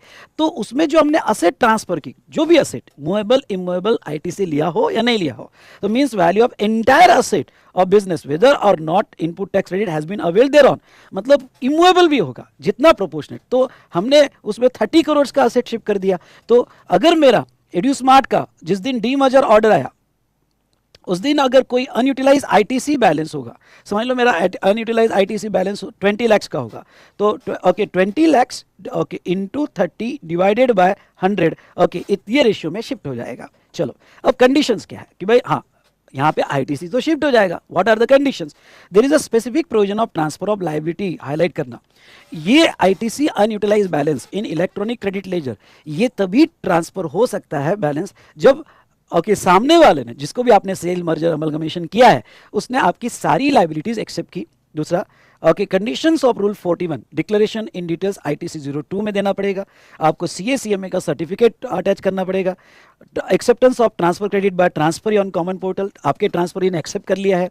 और जो भी आपने इनपुट कैपिटल गुड्स आपका स्टॉक में था वो सारा इनपुट्स और कैपिटल गुड्स ओके सामने वाले ने अकाउंटिंग कर लिया है।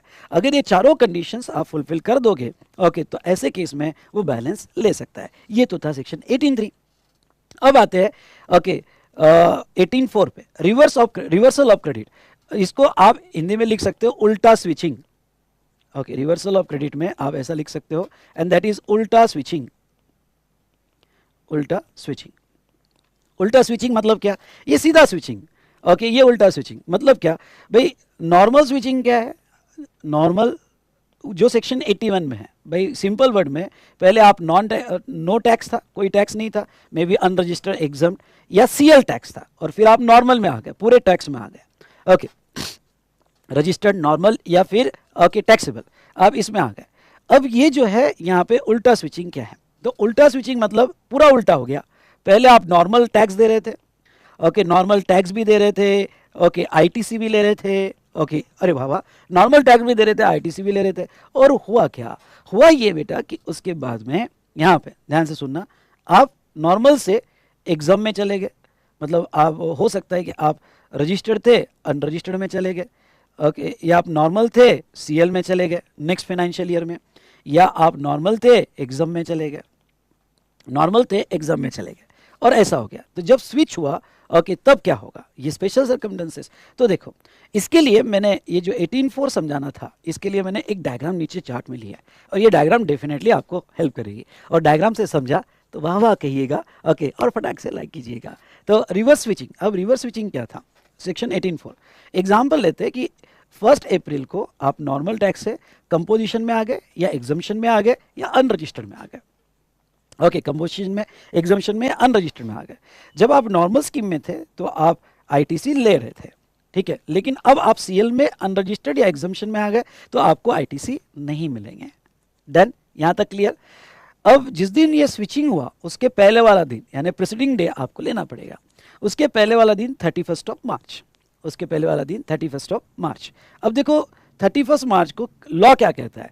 तो जो भी स्विचिंग का डेट होगा उसके पहले वाले दिन में यहाँ पे इनपुट्स का जो स्टॉक रहेगा, जो भी स्टॉक रहेगा, सेमी फिनिश गुड्स रहेगा या फिनिश गुड्स रहेगा या कैपिटल गुड्स जो रहेगा, okay ITC for reversal as per formula, okay ITC for reversal as per formula, ठीक है। तो ऐसे सिचुएशन में अब देखो ये जो इनपुट का स्टॉक है इसका आईटीसी आपको रिवर्स करना पड़ेगा, रिवर्स करना पड़ेगा। और कैपिटल गुड्स का भी जो आपने पहले इनपुट खरीदे थे, कैपिटल गुड्स खरीदे थे, इसका आईटीसी आपको रिवर्स करना पड़ेगा। अब देखो क्या था, पहले मैं आईटीसी ले रहा था इसलिए मेरा इलेक्ट्रॉनिक क्रेडिट लेजर एक्टिव था, इतना तो कॉमन सेंस आपको है, फाइनल लेवल पे हो, ठीक है, या ओके तो इलेक्ट्रॉनिक क्रेडिट लेजर आपका एक्टिव था, ओके और आप इंटर लेवल पे हो तो भी मैंने बहुत डेप्थ में समझाया है, ओके। तो ये जो इलेक्ट्रॉनिक क्रेडिट लेजर जो आपका बैलेंस था, समझ लो आपका जो बैलेंस था उस दिन आईटीसी का जब स्विचिंग हो रहा था, अज्यूम करते हैं 10 लाख रुपीस का आपके क्रेडिट लेजर में बैलेंस था, ठीक है। तो आप क्योंकि आप क्रेडिट ले रहे थे और बैलेंस बचा हुआ था, तो अब गवर्नमेंट क्या कहती है? गवर्नमेंट कहती है कि स्विचिंग के पहले दिन का स्टॉक निकालो, इनपुट्स का, कैपिटल गुड्स का, और दो ये जो उसका आईटीसी आएगा, लेट्स अज्यूम उसका आईटीसी जो आएगा वो आपको रिवर्स करना पड़ेगा। केस 1 लेते हैं, केस 1 आपका आईटीसी 12 लाख आया, इनपुट्स कैपिटल गुड्स का जो स्टॉक निकला, और केस 2 6 लाख आया। तो पहले केस 1 ले लेते हैं। तो केस 1 में आपके इलेक्ट्रॉनिक क्रेडिट लेजर को ध्यान देखना, आपके इलेक्ट्रॉनिक क्रेडिट लेजर में बैलेंस कितना था? 10 लाख। तो ये 10 लाख और आपका यहाँ पे अमाउंट कितना है? 12 लाख स्टॉक का, 12 लाख तो आपको देना पड़ेगा। तो कैसे दोगे? तो आप इलेक्ट्रॉनिक क्रेडिट लेजर को डेबिट करोगे। अब डेबिट तो 12 से नहीं कर सकते, क्यों? क्योंकि बैलेंस ही 10 है, तो 12 से कैसे करोगे? तो ऐसे केस में 10 से डेबिट कर दो और जो एक्स्ट्रा 2 लाख है वो पे करो। देना तो 12 है आपको, कैसे दोगे? रिवर्सल करके। ओके, नाउ अब अगर और एक्स्ट्रा आ रहा है तो 2 जो है वो कैश लेजर से दो। नाउ सेकेंड, अगर ये अमाउंट आपका 6 लाख होता, 12 लाख नहीं होता, 6 लाख होता, तो आपकी इलेक्ट्रॉनिक क्रेडिट लेजर का स्टेटस क्या होता? वेरी इंपॉर्टेंट, यहां ध्यान देना कि इलेक्ट्रॉनिक क्रेडिट लेजर में हम बैलेंस कितना ले रहे हैं? 10 लाख रुपीज। 6 लाख रिवर्सल हो जाता, मुझे रिवर्स सिर्फ 6 लाख करना है, दोनों का मिलाकर। अब बैलेंस कितना बचा? 4 lakh. It shall be lapse, cannot be carry forward, वो लैप्स हो जाता है और आपका क्रेडिट लेजर जीरो हो जाता है। यस, आपका क्रेडिट लेजर जीरो हो जाता है। तो इस बात का आपको ध्यान देना है। उसके बाद में यहां पे आपका, अब ये जो है मैंने तो अमाउंट आपको समझाने के लिए 12 और 6 बोला, पर कैपिटल गुड्स का यहां कैसे निकालोगे? नो डाउट मैंने ये जो अमाउंट ली वो दोनों के लिए, इनपुट्स प्लस कैपिटल गुड्स, लेकिन कैपिटल गुड्स की अमाउंट का रिवर्सल का उन्होंने फॉर्मूला दिया है और वो फॉर्मूला हम यहां लेंगे। Assume life of capital goods 5 years. ये रूल कहता है कि 5 ईयर की लाइफ, उससे ज्यादा अज्यूम मत करो, ठीक है? समझ लो आपने जब आप स्विच हुए उसके पहले 4 ईयर्स 6 मंथ्स, एक मिनट यहां मंथ्स कर लो, ओके, 4 ईयर 6 मंथ्स 15 डेज आपने यूज किया from the date of invoice. 4 year 6 month 15 days आपने यूज किया from the date of invoice, तो वो माना जाएगा 4 ईयर्स और ये 15 डेज का upward upward upward round up कर देना, अपवर्ड राउंड अप हो जाएगा, ठीक है? ये अपवर्ड राउंड अप हो जाएगा, मतलब आपका 4 ईयर 7 मंथ यूज माना जाएगा। तो यहां रिमेनिंग यूजफुल लाइफ कितनी है? तो remaining useful life pro rata basis पे 5 मंथ्स आएगी। तो आपको कितना रिवर्स करना है? तो जो भी कैपिटल गुड्स का टैक्स होगा उसको सी बोला जाएगा, इंटू 5 डिवाइडेड बाय 60, इतना आपको रिवर्सल अमाउंट आएगा। और हमने अज्यूम किया कि जो भी कैपिटल गुड्स का रिवर्सल अमाउंट होगा एज पर फॉर्मूला वही अमाउंट में इंक्लूडेड है, ठीक है? तो उतना आपको लेना है। ये मैंने थोड़ा मैकेनिज्म आपको बताया। चलिए, तो अब मैं अगर आपको एक डिफरेंस बताऊं, क्या डिफरेंस बताऊं? जब हम 18(1) में क्रेडिट ले रहे थे, सुनना, जब हम 18(1) में क्रेडिट ले रहे थे तो वो केस में कैपिटल गुड्स का फॉर्मूला कुछ अलग था। क्रेडिट लेते वक्त फॉर्मूला अलग था, वो था ITC माइनस 5% पर क्वार्टर, जितना यूज किया। पर रिवर्स करते वक्त सेम फॉर्मूला नहीं है, रिवर्स करते वक्त आपका फॉर्मूला प्रो राटा बेसिस पे है। ओके, तो आपको कितना रिवर्स करना है? जितना रिमेनिंग यूजफुल लाइफ बची है। क्यों? क्योंकि आपने जब नॉर्मल था इसमें 4 ईयर्स एंड 7 मंथ यूज कर चुके थे, ये नहीं रिवर्स करना है। अब 5 मंथ्स की जो यूजफुल लाइफ बची है, ये 5 मंथ्स का आपको रिवर्स करना है। ओके, ये कैलकुलेशन का तरीका उन्होंने यहां पे दिया। दूसरा एक डिफरेंस बताता हूं, 18(1) में रिस्ट्रिक्शन डाल के रखा था कि लास्ट 1 ईयर के स्टॉक का ही ITC मिलेगा, पर रिवर्सल में ऐसा कोई रिस्ट्रिक्शन नहीं है। रिवर्स करते वक्त ध्यान सुनना, रिवर्स करते वक्त वो इनपुट 4 साल पहले, 5 साल पहले, 10 साल पहले भी खरीदा होगा और आज स्टॉक में होगा तो उसका रिवर्स करना पड़ेगा। और यहां तो गवर्नमेंट एक स्टेप आगे चली गई। अब भाई गवर्नमेंट एक स्टेप आगे क्या चलेगी? तो आपको ये बताओ गवर्नमेंट ने क्या कहा। गवर्नमेंट ने ये कहा कि देखो भाई, ओके, यहां पे स्टॉक का इनवॉइस अवेलेबल होगा। कोई स्टॉक मैंने 4 ईयर्स बैक परचेस किया होगा, 4 ईयर बैक परचेस किया होगा, परचेस, ठीक है? उसका इनवॉइस अवेलेबल है क्या रिवर्सल के लिए? अगर इनवॉइस अवेलेबल होगा तो वो लो, अदरवाइज पहला इनवॉइस लो। और इनवॉइस अवेलेबल नहीं है तो आज की मार्केट वैल्यू उसकी देखो, और आज की मार्केट वैल्यू इनटू GST, ये उसका GST माना जाएगा, यानी एक स्टेप और आगे। तो बड़ी चालाक है गवर्नमेंट। ओके, रिवर्स करते वक्त कोई 1 साल की कंडीशन नहीं, पर लेते वक्त 1 साल की कंडीशन उन्होंने दी है। तो ये बेटा सेक्शन 18(4) दिया है, इनपुट का क्रेडिट कैपिटल गुड्स का प्रो राटा बेसिस पे होगा। ओके, यहाँ पे मैंने एग्जाम्पल दिया है अभी 4 ईयर्स 15 डेज वाला जो नीचे लिया। ओके, और प्रोसीजर क्या है? Term, procedure and condition, reversal of input shall be determined with corresponding invoices. If invoice is not available, ये स्टार करना, देन प्रिवेलिंग मार्केट प्राइस के बेस पर रिवर्सल किया जाएगा, पुराना स्टॉक होगा तो।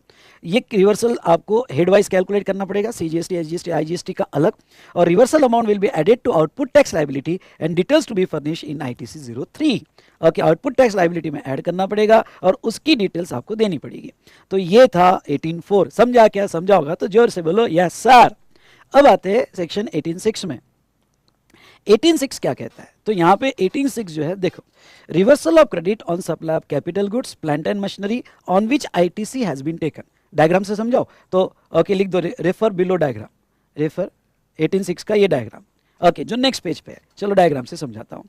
देखो कैसा है, समझ लो आपने कोई स्टेप बाय स्टेप चलते, बिल्कुल पूरा ध्यान देना, बहुत अच्छे से डिटेल में समझा होगा। ओके, बिल्कुल ध्यान दो इधर। अरे दिमाग में कुछ और कुछ चल रहा है, रुको रुको रुको ना लायक। ठीक है, तो अप्रैल जो अगर हम देखेंगे, अप्रैल में हमने कैपिटल गुड्स खरीदा था, बहुत अच्छी जिंदगी चल रही थी, वैल्यू 50 लाख था, जीएसटी उसका 12% यानी 6 लाख उसका जीएसटी था। Done done done done. अब ये 6 लाख उसका जो जीएसटी है, हमने उसका क्रेडिट भी ले लिया, और अप्रैल का जो आउटपुट टैक्स था उसमें क्रेडिट यूज भी कर लिया। देखो अप्रैल का आउटपुट टैक्स 60,000 था, कैपिटल गुड्स की सारी कंडीशन फुलफिल कर दी हमने, और वो आउटपुट में हमने यूज भी कर लिया। ओके, यूज भी कर लिया। हमारा 26,80,000 का टैक्स आ रहा था, उसमें हमने 6 लाख यूज भी कर लिए, और मजा हो गया भाई, पैसा भी यूज हो गया। ओके, और पैसा यूज करके डकार लेके बैठे हुए हैं। ठीक है, लेकिन फिर क्या डिसीजन लिया कि ये कैपिटल गुड्स यार बेचना है। ओके, पुरानी मशीनें बेच देते, कॉस्टिंग में ऐसे प्रॉब्लम आपने सॉल्व किए होंगे कि पुरानी मशीन बेच देते। अब जो कैपिटल गुड्स खरीदा था वो मई में बेचने का मैंने डिसीजन लिया। तो अब क्या हो जाता है बेटा, अब जब तुम कोई भी गुड्स सप्लाई करते हो, कोई भी गुड्स सप्लाई करते हो, तो पिक्चर में आ जाता है section 7(1)(a), any goods supplied, sale, transfer, barter, exchange, lease, rental, disposal, तो 7(1)(a) का सप्लाई बोला जाएगा। और अगर आप उसको सप्लाई करते हो, may be sold as a second hand machinery, तो उसकी जो वैल्यू है, ट्रांजेक्शन वैल्यू, वो ट्रांजेक्शन वैल्यू पे जीएसटी आ जाता है, और वो 1,20,000। ओके, तो यहाँ पे हाँ, वो 1,20,000, पर गवर्नमेंट कहती है ना बाबा ना। ओके, हम ट्रांजेक्शन वैल्यू पे नहीं लेंगे, तो किस पे लेंगे, तो गवर्नमेंट कहती है यहाँ सेक्शन 18(6) लगाओ। आपने ITC taken, one of the basic condition ITC taken, तो आईटीसी टेकन है तो यहाँ 18(6) लगाओ, और 18(6) में नीचे जो फॉर्मूला है उसका जो यहाँ पे हायर होगा वो हमें देना पड़ेगा, हायर होगा वो देना पड़ेगा। अगर आपने कैपिटल गुड्स या प्लांट एंड मशीनरी बेचा, ओके, वो कितना, तो आपकी जो ट्रांजेक्शन वैल्यू थी, कितनी थी ट्रांजेक्शन वैल्यू, समझ लो मैं बेच रहा हूँ 10 लाख रुपए में, तो 10 लाख का यहाँ पे जीएसटी, तो 10 लाख का जीएसटी यानी 10 लाख, ये सारी अमाउंट्स अज्यूम की है, ये मत पूछना कहाँ से आया अमाउंट, सब अज्यूम की है। तो 10 लाख का 12% है 1,20,000, और जितना आपने आईटीसी लिया, हमारे से आईटीसी खाया कितना, 6 लाख का, 6 लाख -5% पर क्वार्टर। ओके, और पार्ट दे रहा हूं, और क्वार्टर जब भी बोलूं तो कैलेंडर क्वार्टर, तो ये 570 का आपको पेमेंट करना पड़ेगा भाई साहब। और ये 570 का जब आप पेमेंट करोगे, ओके, तो दोनों में से व्हिचएवर इज हायर वो आपको देना पड़ेगा। ये था 18(6). नाउ सेक्शन 19 जॉब वर्क, तो जॉब वर्क मैं जॉब वर्क चैप्टर में लूंगा, जो आईटीसी की प्रोविजन के साथ लूंगा। अब नेक्स्ट आते हैं यहाँ पे distribution of credit by input service distributor. Okay, input service distributor, तो अब ये क्या कहता है, आईएसडी के कंसेप्ट सेक्शन 20 में थोड़ा मैं आपको एक्सप्लेन कर देता हूँ समराइज फॉर्म में। आईएसडी यानी क्या होता है, इनपुट सर्विस डिस्ट्रीब्यूटर। आईएसडी की डेफिनेशन अगर आप नीचे देखोगे, means an office of the supplier of goods और services which receive a tax, मतलब सप्लायर का कोई भी office, okay, which receive the tax invoices of input services, only input services, and issue a prescribed document to distribute the credit. Okay, to distribute the credit to a supplier of taxable goods having same pan में। अब देखो मैं क्या कहता हूँ यहाँ पे, okay, जब जीएसटी लॉ लाया गया और पहले सर्विस टैक्स भी था, तो एक प्रैक्टिकल इशू ये आ रहा था कि देखो गुड्स जो होते हैं ना, गुड्स इनपुट्स ले लो, ओके, या कैपिटल गुड्स ले लो, ये टेंजिबल होते हैं, ये टेंजिबल होते हैं, तो ये पता होता है कौन से ब्रांच में यूज़ हो रहा है। तो समझ लो आपका ब्रांच 1 है, जो यहाँ पे ब्रांच 2 है, अलग अलग स्टेट में आपकी ब्रांचेस है। ओके, महाराष्ट्र में सेम स्टेट में या अलग अलग स्टेट में आपकी ब्रांचेस है, under same pan, I repeat, उन्होंने कहा अंडर सेम पैन आपकी ब्रांचेस है। जहाँ तक कोई आपने इनपुट प्लस कैपिटल गुड्स, यहाँ इनपुट प्लस कैपिटल गुड्स, यहाँ इनपुट प्लस कैपिटल गुड्स और यहाँ इनपुट प्लस कैपिटल गुड्स खरीदा, तो वो तो रिस्पेक्टिव ब्रांचेस में जो भी क्रेडिट का स्टेटस होगा मिल जाएगा। पर बहुत सारी इनपुट सर्विसेज सारे ब्रांचेस की, इंक्लूडिंग आपका हेड ऑफिस, ऐसे कॉमन रहती है। जैसे ऑडिटिंग कोई ब्रांच वाइज बाइफरकेट थोड़ी होती है भाई साहब। एडवर्टाइजमेंट, ओके, ऐसी बाइफरकेट थोड़ी होती है, वो कॉमन होती है। मार्केटिंग, ओके, तो ये इंटरनेट वगैरह या कोई भी सर्वर सर्विसेज, सैटेलाइट सर्विसेज जो भी है, तो कॉमन रहती है, रहना ही है कॉमन। और उसका बिल आपका कोई एक ब्रांच पे आते हैं, जिसे हम नाम देंगे एचओ पे आता है। तो गवर्नमेंट ने स्पेशली इनपुट सर्विसेज का, ओके, ये स्पेशली इनपुट सर्विसेज के लिए ये कॉन्सेप्ट लाया। और गवर्नमेंट ने क्या लाया, गवर्नमेंट ने कहा कि जो इनवॉइसेस इंडिविजुअल ब्रांचेस पे नहीं गए इनपुट सर्विस के, और वो कोई एक प्लेस पे आ रहे, स्पेशली एचओ पे, तो वो एचओ को आप आईएसडी रजिस्टर कर सकते हो, आईएसडी रजिस्टर कर सकते हो। ये सेपरेट रजिस्ट्रेशन होगा in addition to normal registration. ये क्यों, तो इसके पास जो भी बिल आएंगे आईएसडी इनपुट सर्विसेज के, तो यहाँ पे इनपुट सर्विसेज के जो भी बिल आएंगे, यहाँ लिख देना इनपुट सर्विसेज के, तो वो बिल एचओ को आए पर रिलेटेड टू डिफरेंट ब्रांचेस, ये ब्रांच ये ब्रांच ये ब्रांच ये ब्रांच डिफरेंट ब्रांचेस से रिलेटेड है।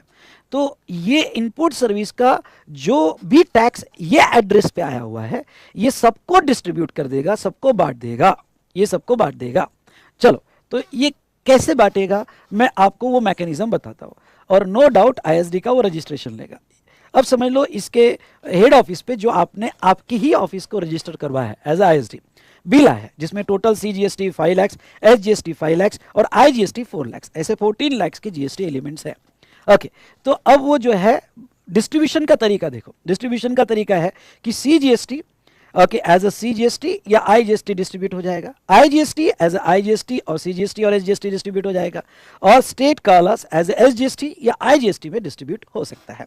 चलो इसको थोड़ा मैं ऐसा समझाता हूं। जब आप समझ लो ये जो आईएसडी है एचओ ये महाराष्ट्र में है, तो जब आप महाराष्ट्र का किसी दूसरे ब्रांच में ये क्रेडिट का डिस्ट्रीब्यूशन कर रहे हो, तो क्रेडिट डिस्ट्रीब्यूशन करते वक्त आप जो है एज अ आईजीएसटी ही डिस्ट्रीब्यूट करोगे, इवन दो वो इनवॉइस सीजीएसटी एसजीएसटी या आईजीएसटी का होगा, पर दूसरे स्टेट में जब डिस्ट्रीब्यूट करोगे तो एज अ आईजीएसटी ही डिस्ट्रीब्यूट करोगे।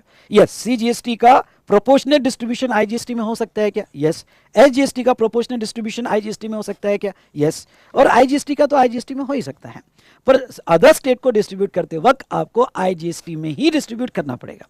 नाउ सेकेंड जब आप सेम स्टेट के ब्रांच को डिस्ट्रीब्यूट कर रहे हो तो यहां पे आप सीजीएसटी का जो भी प्रोपोर्शनेट आएगा, सर ये प्रोपोर्शनेट क्या होता है बताता हूं, या एसजीएसटी का और आईजीएसटी का, यहां आपको 3 में डिस्ट्रीब्यूट करना पड़ेगा, सीजीएसटी का सीजीएसटी में, ओके, एसजीएसटी का एसजीएसटी में और आईजीएसटी का आईजीएसटी में, ये प्रोपोर्शनेट डिस्ट्रीब्यूट करना पड़ेगा। ठीक है, जब सेम स्टेट की बात हो, अदर स्टेट की बात हो तो आप आईजीएसटी में ही डिस्ट्रीब्यूट करोगे, आप आईजीएसटी में ही डिस्ट्रीब्यूट करोगे, ओके, उसको कन्वर्ट करके, तो आप सीजीएसटी और एसजीएसटी को आईजीएसटी में कन्वर्ट करके डिस्ट्रीब्यूट करोगे। सेम स्टेट को आपको सीजीएसटी एसजीएसटी और आईजीएसटी में ओके डिस्ट्रीब्यूट करना पड़ता है।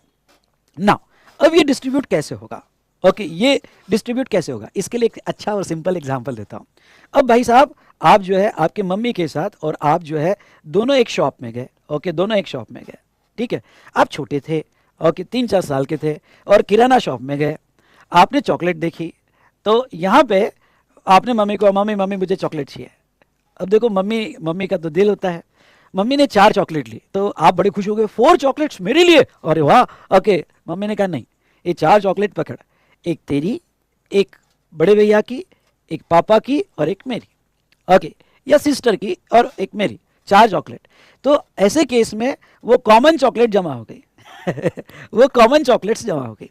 अब ये जो कॉमन चॉकलेट जमा हुई यहाँ पे, तो ये जो कॉमन चॉकलेट जमा हुई बेटा, अब ये जो चॉकलेट है गवर्नमेंट कहती है अगर कोई ऐसा इनवॉइस है जो आईएसडी के नाम पे आया लेकिन वो स्पेसिफिकली ब्रांच 1 का है, तो जिसकी चॉकलेट उसको ही बांटी जाएगी। ओके, वो स्पेशली कोई ऐसी सर्विस है, समझ लो कोई भी सर्विस है और वो बिलिंग आईएसडी पे आ गया, पर वो यहाँ पे जो सर्विस है वो ब्रांच 1 की ही है, तो ब्रांच 1 की है तो वो किसी को और को नहीं दी जाएगी, उसका क्रेडिट उसको ही आईजीएसटी फॉर्म में बांटा जाएगा, तो रिस्पेक्टिव क्रेडिट ओके बांटा जाएगा। फिर अगर कोई कॉमन बचा, मतलब कोई एक रिस्पेक्टिव ब्रांच का नहीं है, कॉमन बचा होगा, अब कॉमन में भी उन्होंने 2 पार्ट बताए, हो सकता है कॉमन चारों का हो सकता है कॉमन चारों का हो, या हो सकता है कॉमन 2 का हो, ओके, कॉमन 2 का हो सकता है, चारों का हो सकता है 2 का हो। समझ लो कोई ऐसी सर्विस है जो 2 का ही कॉमन है, तो डिस्ट्रीब्यूट करते वक्त ध्यान से देखना, यहां पे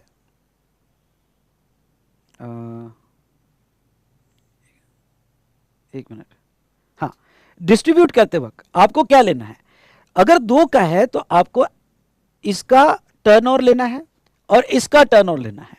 समझ लो इसका टर्नओवर 30 है और इसका टर्नओवर 40 है, और दोनों का कॉमन आईटीसी जो आईएसडी के पास पड़ा है वो 2 लाख है, समझ लो 2 लाख है दोनों का कॉमन।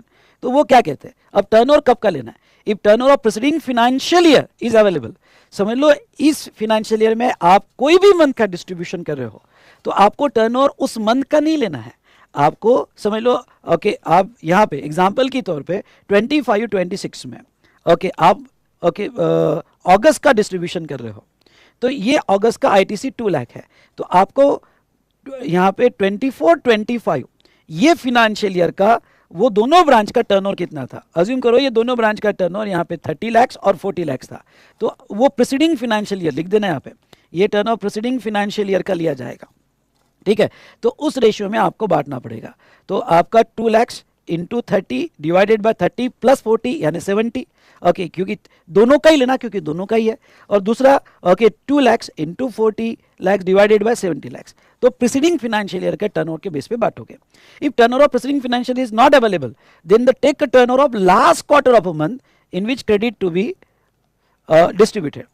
तो अगर समझ लो प्रीसीडिंग फाइनेंशियल ईयर का टर्नओवर नहीं है, समझ लो यहाँ पे आपका फाइनेंशियल ईयर है 25-26, क्वार्टर हो गया अप्रैल, मई एंड जून, जुलाई, अगस्त, सितंबर, और आप अगस्त का डिस्ट्रीब्यूशन कर रहे हो, अगस्त का डिस्ट्रीब्यूशन कर रहे हो, तो लास्ट क्वार्टर का जो मंथ है, लास्ट क्वार्टर ऑफ, हाँ, तो ये मंथ का सॉरी, ये मंथ का जो लास्ट क्वार्टर था, एक मिनट बेटा कुछ तो प्रॉब्लम आ रहा है, जस्ट मिनट। यस बेटा, तो यहां पे अगर आपका प्रीसीडिंग फाइनेंशियल ईयर नहीं होगा तो आपको लास्ट क्वार्टर का लेना पड़ेगा। प्रीसीडिंग फाइनेंशियल ईयर नहीं होगा तो आपको लास्ट क्वार्टर के बेस पर बाइफरकेट करना पड़ेगा। ये तो 2 ब्रांच का हुआ। अगर आपकी कोई कॉमन चारों ओके यहाँ पे चारों ब्रांचेस का कॉमन है, आपका चारों ब्रांचेस का कॉमन है, तो उसका प्रीसीडिंग फाइनेंशियल ईयर का जो टर्नओवर है उसके बेसिस पे। अब कुछ बातें आपको याद रखनी है आईएसडी में। कौन सी बातें? पॉइंट नंबर 1, अगर कोई ब्रांच का सप्लाई एग्जाम क्यों ना हो, इवन दो वहां का सप्लाई एग्जाम है, पर आईएसडी को डिस्ट्रीब्यूट कर देना है क्रेडिट, और वो आईएसडी का इनवॉइस बनता है और वो आईएसडी के इनवॉइस में डिस्ट्रीब्यूट होगा। आईएसडी का काम है डिस्ट्रीब्यूट करना, इवन दो वो एग्जाम सप्लाई होगा। अब समझ लो कोई कैटरिंग का बिल है, ये ब्लॉक क्रेडिट है सेक्शन 17(5) में। आईएसडी को ये नहीं सोचना है वो ब्लॉक है या क्या है, आईएसडी को ब्लॉक भी होगा तो भी डिस्ट्रीब्यूट करना है, पर ये लिख के कि ये कैटरिंग है, ये जो है इस कोड में आता है, और वो डिस्ट्रीब्यूट कर देगा टर्नओवर के रेशियो में। क्रेडिट लेना या नहीं लेना वो सामने वाला उसका ब्रांच डिसाइड करेगा। ISD's role is just to distribute the credit of ITC. ये 2 पॉइंट बहुत क्रिटिकल पॉइंट है। एग्जाम सप्लाई किसी का होगा तो भी उसको डिस्ट्रीब्यूट करो, और कॉमन कैटरिंग का है भाई, पार्टी सबकी हुई, कैटरिंग का है ओके, या कोई भी ब्लॉक क्रेडिट का बिल है, उसका काम है इनपुट सर्विस के क्रेडिट डिस्ट्रीब्यूट कर देना, इंक्लूडिंग ब्लॉक क्रेडिट। हाँ, सामने वाले को उसका आईटीसी नहीं मिलेगा, सारी प्रोविजंस ये डीडीपी को अप्लाई होगी। ये मेन पॉइंट्स मैंने आपको बता दिए। अब आप ये रीड कर सकते हो, लेकिन मैंने इसको समराइज फॉर्म में यहाँ पे दिया हुआ है। ओके, समराइज फॉर्म में दिया हुआ है। बस मैं इतना ही कहूँगा कि थोड़े इससे रिलेटेड 3 से 4 क्वेश्चंस मेरे क्वेश्चनर में दिए हैं, उसमें का एक क्वेश्चन लिख कर देखो तो पूरा मैकेनिज्म समझेगा, जिसमें अलग अलग सीजीएसटी, एसजीएसटी, आईजीएसटी तीनों अलग अलग कॉलम्स दिए हैं, वो सॉल्व करके देखो, कॉन्फिडेंस सुपर बूस्ट हो जाएगा। अब एक और पॉइंट होगा, समझ लो किसी सप्लायर ने ओके इनवॉइस दिया आईएसडी पे, ओके इनवॉइस दिया आईएसडी पे, ठीक है। अब ये इनवॉइस जब दिया आईएसडी पे बेटा, तो उसकी डेबिट नोट भी दी, उसकी डेबिट नोट भी दी, हाँ कुछ एक्स्ट्रा बिल दिया होगा, तो क्या ये डेबिट नोट पे जो जीएसटी लगा वो क्या वो डिस्ट्रीब्यूट करना पड़ेगा? हाँ भाई, वो भी डिस्ट्रीब्यूट करना पड़ेगा, और वो वही रेशियो में डिस्ट्रीब्यूट करना पड़ेगा जो रेशियो में ओरिजिनल इनवॉइस का डिस्ट्रीब्यूशन हुआ। Similar for credit note, credit note भी आईटीसी रिवर्स करने के पहले क्रेडिट नोट भी वही रेशियो में डिस्ट्रीब्यूट करनी पड़ेगी जो रेशियो में ओरिजिनल इनवॉइस का डिस्ट्रीब्यूशन हुआ, जो टर्नओवर हमने ओरिजिनल इनवॉइस का लिया, ओके वही रेशियो में डिस्ट्रीब्यूट करना पड़ेगा। ओके, तो रेशियो वही रहेगा जो हमने ओरिजिनल इनवॉइस का लिया। तो ये सारी बातें आईएसडी से रिलेटेड। एक क्लैरिफिकेशन जो है बेटा, ये क्लैरिफिकेशन पढ़ के जाना, अच्छा क्लैरिफिकेशन है, एक क्लैरिफिकेशन पढ़ के जाना। ओके, और वो क्लैरिफिकेशन मैंने शायद नीचे भी लिया है, ओके रिपीट हो गया है, मैंने नीचे भी लिया है, पर चलो कोई बात नहीं, ये पढ़ के जाना। क्या है? Can HO avail ITC for common service from third party for HO and BO and issue tax invoice to BO, और मस्ट, यहाँ पे मस्ट कर देना, अगर करेक्टेड होगा तो ठीक, नहीं तो मस्ट कर देना यहाँ पे, मस्ट आईएसडी मैकेनिज्म। मतलब क्या, कोई कॉमन सर्विसेज होगी तो क्या ये जरूरी है आईएसडी ही बनाना पड़ेगा? एचओ, अब देखो कॉमन सर्विसेज है, आईएसडी बनाना कि एचओ जो है इनवॉइस बना के भी शिफ्ट कर सकता है, एसओ इनवॉइस भेज देगा यार दूसरे ब्रांच पे आईएसडी ना बना के। तो flexible ITC distribution, HO can distribute ITC either by ISD mechanism और directly issue the tax invoice to branch office, BOs मतलब ब्रांच ऑफिस। तो अब ये सर्कुलर से ये बात होगी कि आईएसडी ही बनाना ऐसा जरूरी नहीं है, क्योंकि फिर आईएसडी के कंप्लायंस हो जाते हैं। तो आप ओके मुझे वो ब्रांच को भेजना है, अगर मुझे वो ब्रांच को भेजना है तो मैं सिंपल अपना इनवॉइस बना के भेज दूंगा उसको, तो अलाउड कर दिया गया। Mandatory ISD registration, if HO offer ISD mechanism तो फिर उसको रजिस्ट्रेशन लेना पड़ेगा। ये बहुत ही बड़ा रिलैक्सेशन है, यानी अब इनडायरेक्टली आईएसडी ही रजिस्टर करना पड़ेगा ऐसा नहीं है। सिंपल इनवॉइस बना के एचओ ओके अगर ऑलरेडी रजिस्टर्ड है तो सिंपल इनवॉइस बना के ब्रांच को उतना अमाउंट भेज देगा। ओके आईएसडी कोई जरूरी नहीं है, पर आईएसडी जाना चाहते हो तो रजिस्ट्रेशन कंपलसरी है। Specific attributability and provision, distribution और invoice issuance only if service are specifically for और एक्चुअली ब्रांच ऑफिस। मतलब ये डिस्ट्रीब्यूशन जरूरी है, ये कि स्पेसिफिकली वो ब्रांच ऑफिस के लिए होगी, तो फिर आप ये कंसिडर करो। Is it mandatory for HO to issue invoice for internal services provided to BO, especially when full ITC is available to BO? Very very important, ये भी क्लैरिफिकेशन। देखो जब HO जो है अपने, अब ये ISD से कंसर्न नहीं है, HO खुद सर्विस दे रहा है BO को, और क्या जब HO BO को सर्विस देगा DDP को, तो क्या इनवॉइस देना जरूरी है? रूल 28 कहता है वैल्यूएशन, अगर आपने रिवीजन देखा होगा, मैंने बहुत अच्छा रिवीजन वैल्यूएशन का प्लेलिस्ट में मिल जाएगा डिस्क्रिप्शन में आपको, वैल्यू ऑफ सप्लाई बहुत अच्छे से रिवाइज किया, याद रखोगे आप। तो ऐसे केस में value in invoice from HO to BO is consider as open market value. अगर फुल आईटीसी के लिए एलिजिबल है तो डिक्लेयर्ड इनवॉइस प्राइस, जो इनवॉइस में डिक्लेयर करोगे, और तब भी बताता हूं और अभी बताता हूं, अगर आपने नील डिक्लेयर किया तो नील लिया जाएगा। तो an invoice service deem as a nil value, अगर इनवॉइस नहीं दिया तो इनवॉइस नहीं दिया उसके पेनल्टी वगैरह लगेगी, लेकिन अगर इनवॉइस नहीं दिया तो ऐसा समझा जाएगा नील वैल्यू, उसकी कोई पेनल्टी नहीं आएगी कि आपने टैक्स नहीं दिया, प्रोवाइडेड दैट फुल आईटीसी के लिए एलिजिबल होना चाहिए। थोड़ा सिंपल वर्ड में बताओ, सिंपल वर्ड में ऐसा है कि अब अगर आप अपने ब्रांच ऑफिस को इनवॉइसेस दे रहे हो तो ठीक है, जो डिक्लेयर्ड वैल्यू होगी वो ली जाएगी अगर he is eligible for full ITC. ये सब बात तब हो रही है जब एलिजिबल फॉर फुल आईटीसी। अगर वो फुल आईटीसी के लिए एलिजिबल नहीं है तो फिर जो वैल्यूएशन दिया गया open market value like kind और क्वालिटी वो लेना पड़ेगा। अगर एक बहुत इंपॉर्टेंट धीरे धीरे क्लैरिफिकेशन ये आ रहा है कि अगर वो फुल आईटीसी के लिए एलिजिबल है और आप इनवॉइस देना भूल गए तो आपके ऊपर टैक्स ना पे करने की पेनल्टी आ जाएगी, ऐसा नहीं, नील वैल्यू मान ली जाएगी, टैक्स भी नील हो जाएगा। हाँ, इनवॉइस नहीं दिया उसकी पेनल्टी आ सकती है। Is salary cost to be included by HO? Okay, no mandatory inclusion of salary cost. कभी कभी एचओ अपने एम्प्लॉय ब्रांच ऑफिस को भेज दे, अपने एम्प्लॉय ब्रांच वालों को भेज देता है। जैसे पुणे की एक सॉफ्टवेयर कंपनी है, उसकी ब्रांच बैंगलोर में है, यहाँ एम्प्लॉय आइडल पड़े हैं तो यहाँ से उधर भेज रहा है, कहाँ पे, बैंगलोर में। तो उसको जो एम्प्लॉय कॉस्ट लगेगी क्या वो वैल्यू में कंसीडर करना पड़ेगा, या what ever value you declared in the invoice वो लिया जाएगा? What ever value you declare in the invoice if recipient is eligible for full ITC वो लिया जाएगा। जरूरी नहीं कि तुमको जो एम्प्लॉय कॉस्ट लगी वही लो, ठीक है। ये यहाँ पे मैंने क्लैरिफिकेशन लिया, ये पॉइंट्स आपने आईएसडी के पढ़ना है, ठीक है। पर आईएसडी थोड़ा ओके क्वेश्चन सॉल्विंग करना है, ओके, तो आपको कॉन्फिडेंस आएगा। ये एरिया भी इंपॉर्टेंट है, कभी कभी क्वेश्चन आते हैं। अब आ जाता हूँ नेक्स्ट पेज पे, रूल 86A और rule 86B। Rule 86A restriction on utilisation of ITC, authority to restrict, commissioner या authorized officer to restrict, restriction on liability and refund. ITC cannot be used to pay any liability और unutilized ITC cannot be refunded. Restriction क्या है? आपका ITC account freeze कर दिया जाएगा और आप ITC यूज नहीं कर सकते या उसमें रिफंड क्लेम नहीं कर सकते। कौन से केसेस में ये रिस्ट्रिक्शन आते हैं?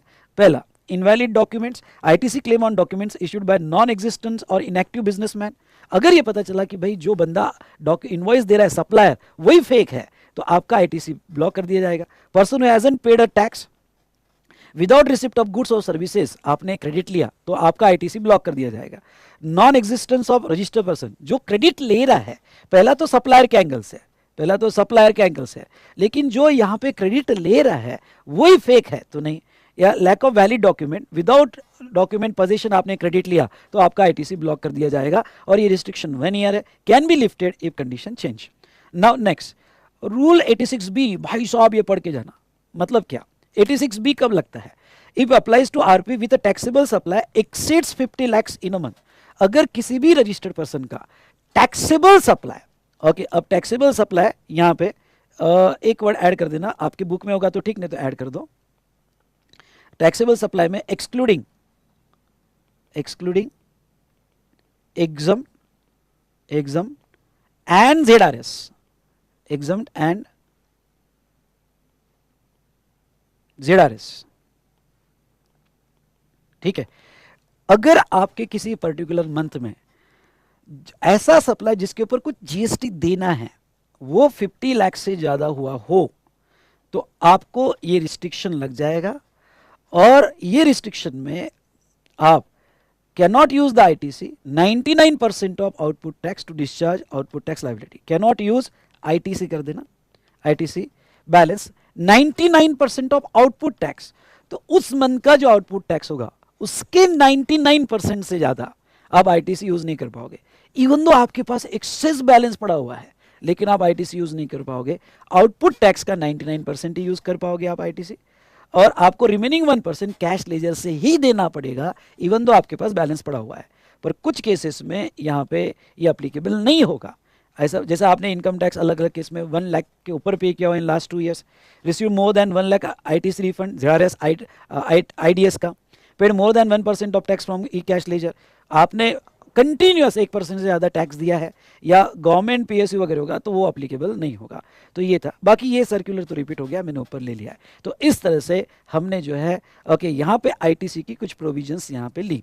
उसके बाद में ऊपर मैंने कहा था ये फ्री सैंपल वगैरह सर्कुलर्स, ये जो सर्कुलर है ये आपने पढ़ लेना, ये कोई इतने इंपॉर्टेंट नहीं है, ये आपने पढ़ लेना जो भी उसमें मैंने चार्ट में दिए। सो इन दिस वे ओके हमने खत्म किया आईटीसी चैप्टर, सारे एस्पेक्ट छोड़ना नहीं है। अभी के अभी रिवीजन के बाद मेरा क्वेश्चनर लेना है और उस क्वेश्चनर से रूल 42, 43 और यहाँ पे रूल 42, 43 और आईएसडी के क्वेश्चंस अभी के अभी खत्म करना है। अब एक लास्ट डिस्कशन मैं आपके साथ करूँगा और वो लास्ट डिस्कशन जो है वो बड़ा अच्छा क्वेश्चन हमारे इसमें दिया हुआ है ओके क्वेश्चनर में 18.1 पे करूँगा। 18.1 पे ये लास्ट डिस्कशन करना चाहूँगा। अब ये 18.1 पे क्या, बहुत सी बार आपको 2 केसेस दी होती है, ध्यान से सुनना, केस 1 और यहाँ पे केस 2, ठीक है, केस 1 और केस 2। अब बेटा केस 1 क्या, पहले आप जो थे यहाँ पे अनरजिस्टर्ड थे और बाद में रजिस्टर्ड, ठीक है, एक मिनट, एक मिनट ध्यान से, सॉरी, पहले जो है आप एग्जाम में थे और बाद में टैक्सेबल हुए, ठीक है, और आप एक्सक्लूसिव एग्जाम का सप्लाई कर रहे थे और प्रॉब्लम में ये दिया कि आप एक्सक्लूसिव एग्जाम में थे, इसलिए सेक्शन 23 के अंडर में, सेक्शन 23 के अंडर में आपने क्योंकि जो एक्सक्लूसिव एग्जाम सप्लाई करता है तो रजिस्ट्रेशन लेने की ज़रूरत नहीं है, तो आपने रजिस्ट्रेशन नहीं लिया और जैसे आपका एग्जामिशन विड्रॉ हुआ, आपका एग्जामिशन विड्रॉ हुआ, ठीक है, जैसे आपका एग्जामिशन विड्रॉ हुआ और आप टैक्सेबल हो गए तो आपने 30 डेज के अंदर रजिस्ट्रेशन के लिए अप्लाई कर दिया और आपकी आरसी आ गई। अब ये केस जो है 2 सब क्लॉज में आती है, एक सब क्लॉज है section 18(1)(a unregistered to registered और section 18(1)(d exempt to taxable. तो आप किस में लोगे, अगर आपने 18(1) में लिया तो ओनली इनपुट के स्टॉक का आईटीसी मिलेगा और आपने एग्जाम टू टैक्सेबल में लिया तो इनपुट प्लस कैपिटल गुड्स का आपको आईटीसी स्टॉक का मिलेगा। तो यहाँ पे बार बार इंस्टीट्यूट ने यह कहा कि अगर उसका एग्जाम सप्लाई था और वो रजिस्टर्ड ही नहीं था, एग्जाम सप्लाई था और वो रजिस्टर्ड ही नहीं था, तो ये केस 18(1) की मानी जाएगी एंड नॉट 18(d) की, मतलब सिर्फ इनपुट के ही स्टॉक का आईटीसी मिलेगा। लेकिन अगर वो पहले एग्जाम में था पर आरपी था, देखो एग्जाम में आरपी के क्या फायदे होते बताता हूं, आप ये टैक्स प्लानिंग है, आप एग्जाम में हो लेकिन आप रजिस्टर्ड थे, पहले रजिस्ट्रेशन आपके पास पड़ा था लेकिन एग्जामिशन में था और फिर आप टैक्सेबल हुए। अब यहां लॉ क्या कहता है, अगर आप एग्जाम में हो और आप रजिस्टर्ड हो, मैंने 2 लोगों का करवाया, एग्जाम होगा तो भी रजिस्ट्रेशन करवाया, मैंने कहा फायदा आगे मिलेगा, ठीक है, कंप्लायंस कॉस्ट आएगी, नील रिटर्न जाएंगे पर फायदा आगे मिलेगा।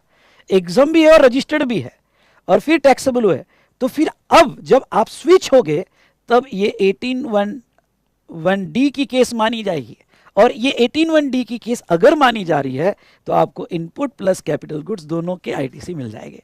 अरे भाई साहब समझा क्या, समझा होगा तो लाइक कीजिएगा, देर किस बात की। तो चलिए दोस्तों, हमने यहाँ पे देखा, तो इस तरह से यहाँ पे ये जो है ये क्लॉज भी मैंने एक्सप्लेन किया।